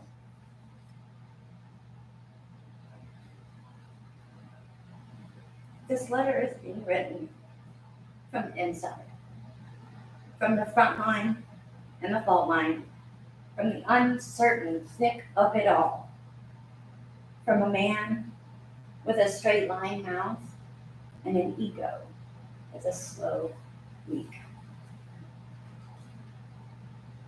From a man doing it the only way he knows how, splitting his cries and his smiles right down the middle, swallowing his moonshine mistakes while in the sunlight with his sweat irrigates.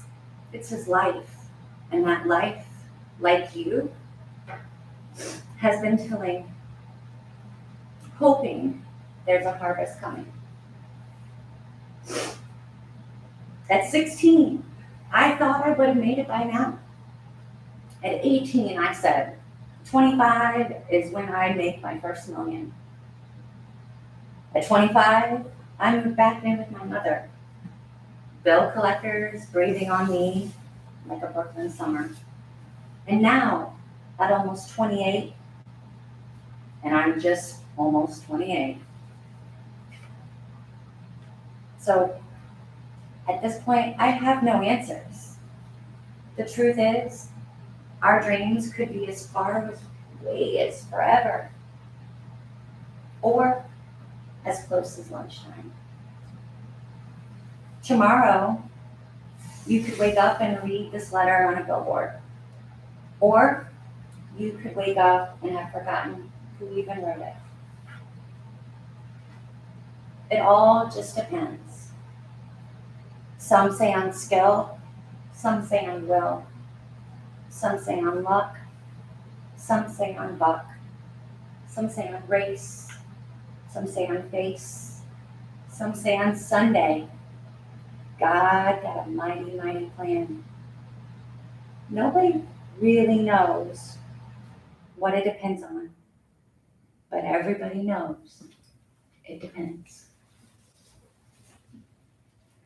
So I went out and I bought all the books on all the ways to make dreams come true, laying out the how-to, somehow spinning life into a fantastic formula for dummies and dream chasers, written by experts and dream catchers who swear that I can 1 + 1 and right foot, left foot, my way into fulfillment. Never taking into consideration all this mess I got strapped to my back and my head and my legs and my heart.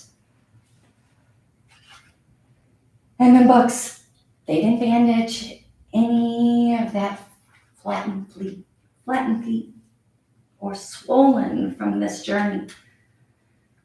The pages didn't bend, nor could they be eaten to ease the hunger. Though I could curl up with one, I couldn't curl up on one and get a decent rest or a respite from the hunt. They were useless. I thought about burning them. At least I could use the firelight for the long and often dark road. One thing I am now certain of is that this road, less traveled, has in fact been traveled by more suckers than you think.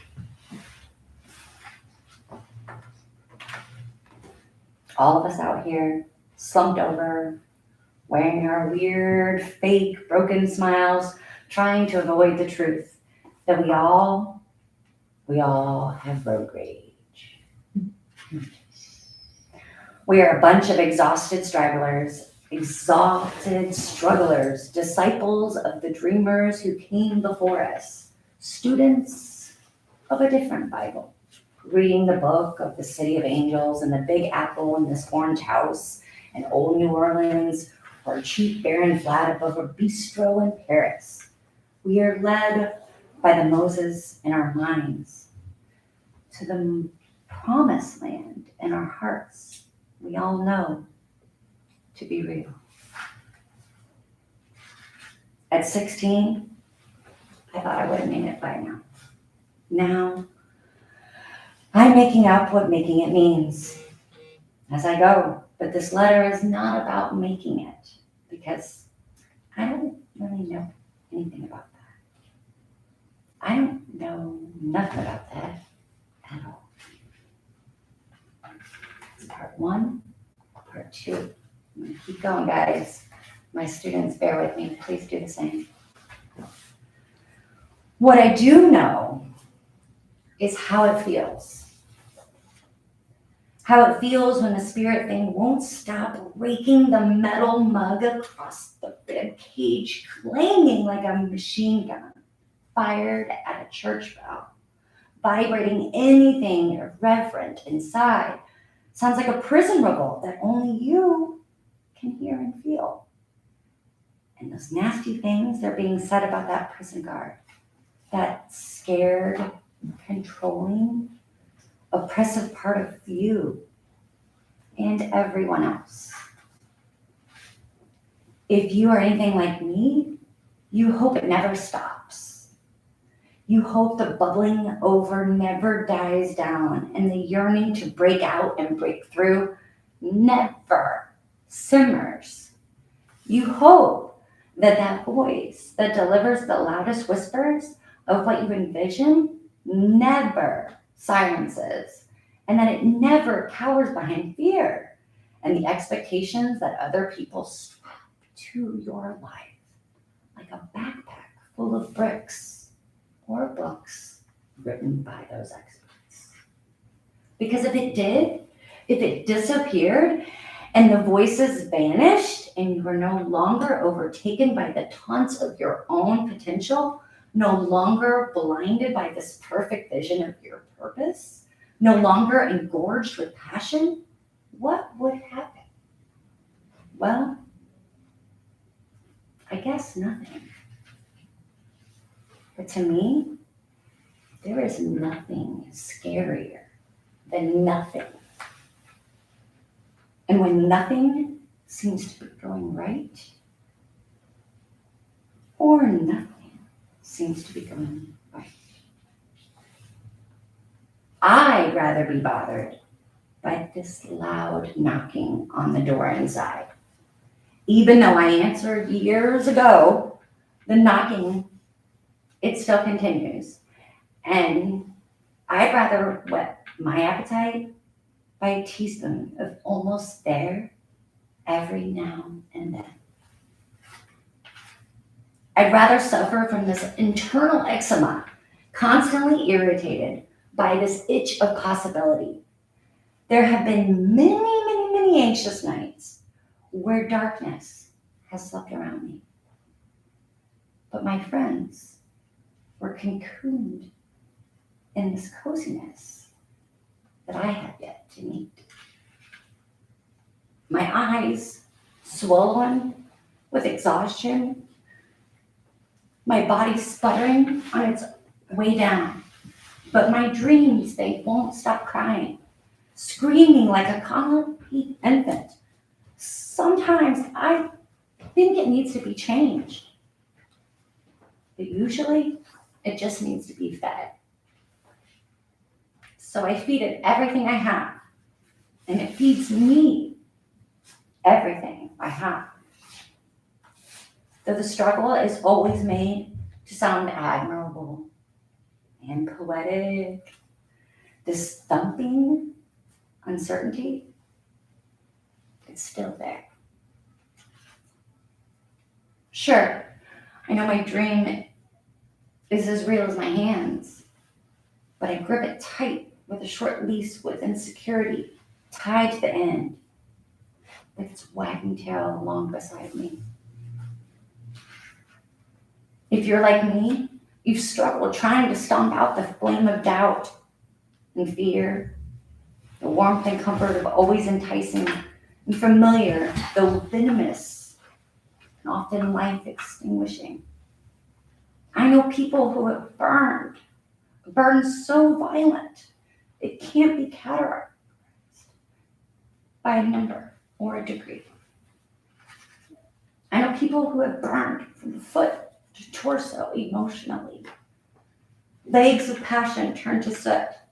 Yet no matter how hard I've tried to escape it, to kill this deceptive heat dancing like a devil's tongue, to douse it with all the will and faith I can muster, I know a tiny ember always glows beneath the brush.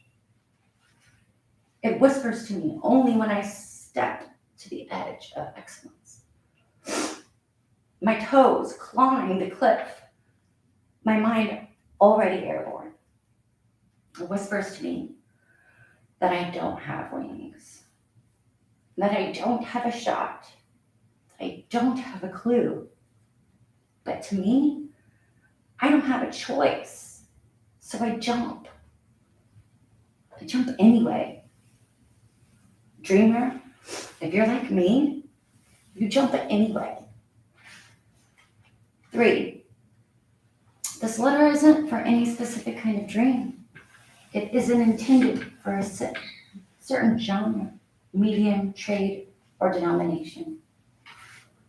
It's for the courageous, and it's intended for those that are courageous. Maybe you're a dancer, moving to the sound of your own future, or a musician, banging, strumming, bowing, plucking, blowing, and creating soundtracks for dream trains chugging along through that thick, thick night. Or a painter spilling and splattering confessions across space of stretched canvas. Or an actor praying at the altar of your own alter ego. Or a photographer, finger on the button like a quick draw cowboy, shooting not to kill anyone, but to preserve forever. Or maybe even a writer for some strange reason, writing expert books, pages of good intention and rah, and fantasy, and sometimes the truth. Or maybe even letters to people you don't know, but do know you love. Or maybe you aren't an artist at all. Dreams aren't reserved for the creatives. Maybe you're an athlete, a gladiator, hoping for a shot at that lion. Maybe you're 18 and plan to make your first million by 25. It's not impossible. Or maybe you're 18 and plan to make it to 21. It's not impossible. Nor is 22, or 23, or 24. So remember, at 25, I moved back in with my mother and found out she loved to teach little kids and to bathe and help the needy. Her passions made plain, her dreams made real. After 40 years of 40 hours a week behind a desk, you might be 50 and think it's too late. Jump anyway. Dreams do not have timelines, deadlines, and they aren't always in those straight lines, but jump anyway. Or maybe your dream is to have a family, to wear corny t-shirts and hold up signs and be the cameraman at the little ones' games, to kiss your child on head and heart, selflessly fertilizing his or her passion. Stay awake with them when they dream and they're crying like a college kid. Help them, feed it, and before sleep, do your best to smother that tiny ember of doubt and fear that glows beneath the brush. This letter is for us all. The awkward angels with crooked halos and secondhand wings, the irresponsible and curious fire-bellied babies, the deformed with the hearts on the outside and the ears on the inside. Those squares who have 9 to 5 feuds as planning sessions for the real work. For the rebel children and the wild ones and those long shots and the bad mouth and the side-eye and the terribly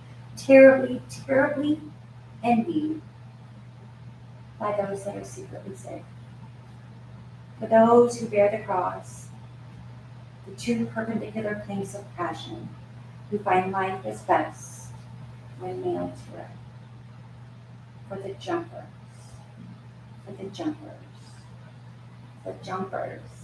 this letter is for us all to remind us that we are many, that we are right for trying, that purpose is real, and that making it is possible.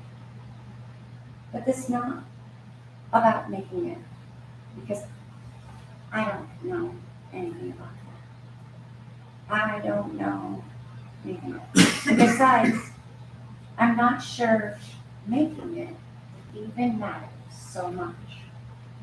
And the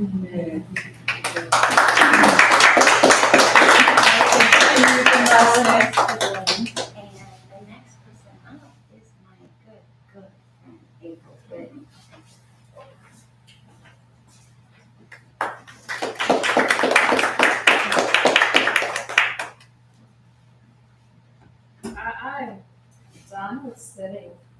Is it left or right? Right, yeah. Tahiti, Lefty Lucy. Huh, You ever heard that one? yeah? Yeah, forgotten my music lessons. Okay, so I think I'm just gonna do two. So I've been working on this one, it's just a rough draft, so it's just kind of like a wordplay one. It's called A Letter or Two.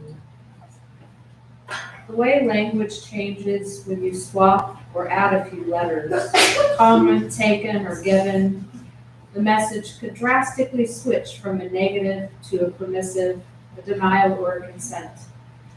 The past quickly could be pulled into the present. One of those days, one of these days, only if these days, only if he says, only if he stays, lonely if he strays. Lonely are these days, lonely arms these days, only art these days, only art, she says. Any part, she says, any heart she stays. Many here she sways, man near she slays. Funny how the way a sentence can change, how the meaning is rearranged, the thoughts it brings to you by moving or adding a letter or two. It's a little out of my realm, but I'm getting kind of bored with it. Existential tree poems. So, then this one was just kind of came out of a conversation I was having with someone. I was talking about emotional ADD as an adult, kind of menopausy kind of stuff.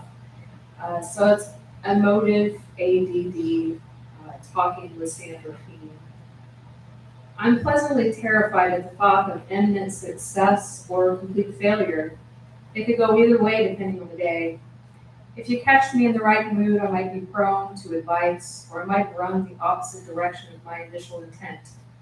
I could possibly deter myself from escape had I a mode of motivation, a pledge for the cause to give hearts remediation, to seal the floodgates, to caulk them dry with understanding, to weep with integrity at the emotive blessings we all share, to celebrate in knowing that someone is there, to hold and be held in times of strife, to be okay with being alone at times, but knowing I'm lucky enough to share my life with a man who truly cares.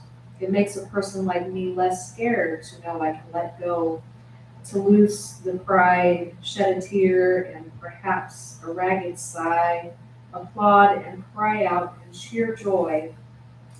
All these expressions, they combine, they add to the confusion, the loving, aching, working, sleeping mind that is mine. We celebrate our connection one day at a time. Oh, Thank you.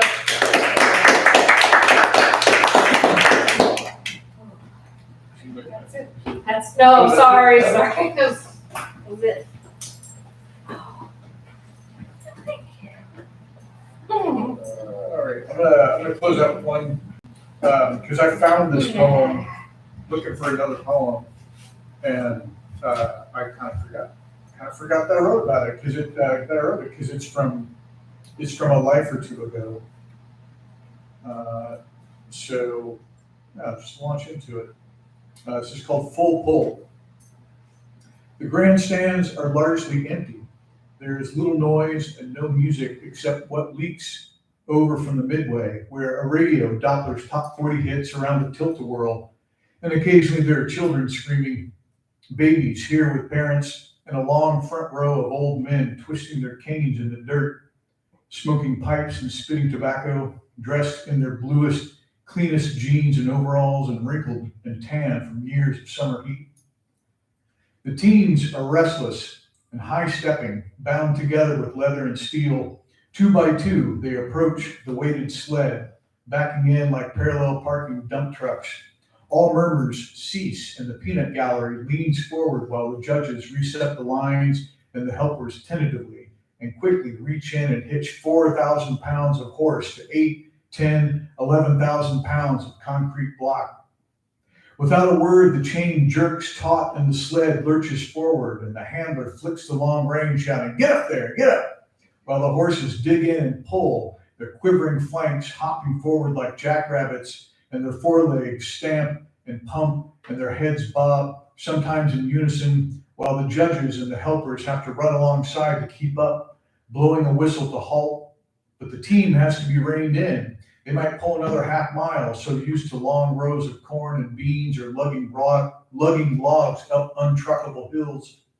Sometimes it's a short pull. The team is so shocked by the sudden drag, they move the sled only a few feet, or they thrust forward but cannot synchronize their efforts, and their pull ends with a straining, futile flurry of hooves and dust. But the better teams, each horse 2-3 men wide and 18, 19 hands high, pull as one, well over 27 and a half feet. And through the PA, the announcer praises, "That's a full pull." Fans and family cheer or applaud, and the old men rear back on their bleacher and tap each other on the shoulder and nod approval. Some of them smile. One even claps. Thank you. And thank you all for coming this evening. And thanks to our features, Tom Hastings and James Dorr. Thanks for being here. And thanks to our musical guest, Drecka, as well. Be sure and join us next month, which will be Wednesday, November 1st. Two fantastic poets coming from Toledo, Carrie Troutman and Johnny McIntyre. She is the poet laureate of Toledo. They're both amazing, and we're thrilled to have them. And our musical guests will be Kyle Kloss and Julian Douglas. So be sure and join us, and be sure to come back here every Friday and Saturday. Come back every Friday and every Saturday in the month of October as Night Gallery continues to evolve. Thank you all for coming, and have a good night.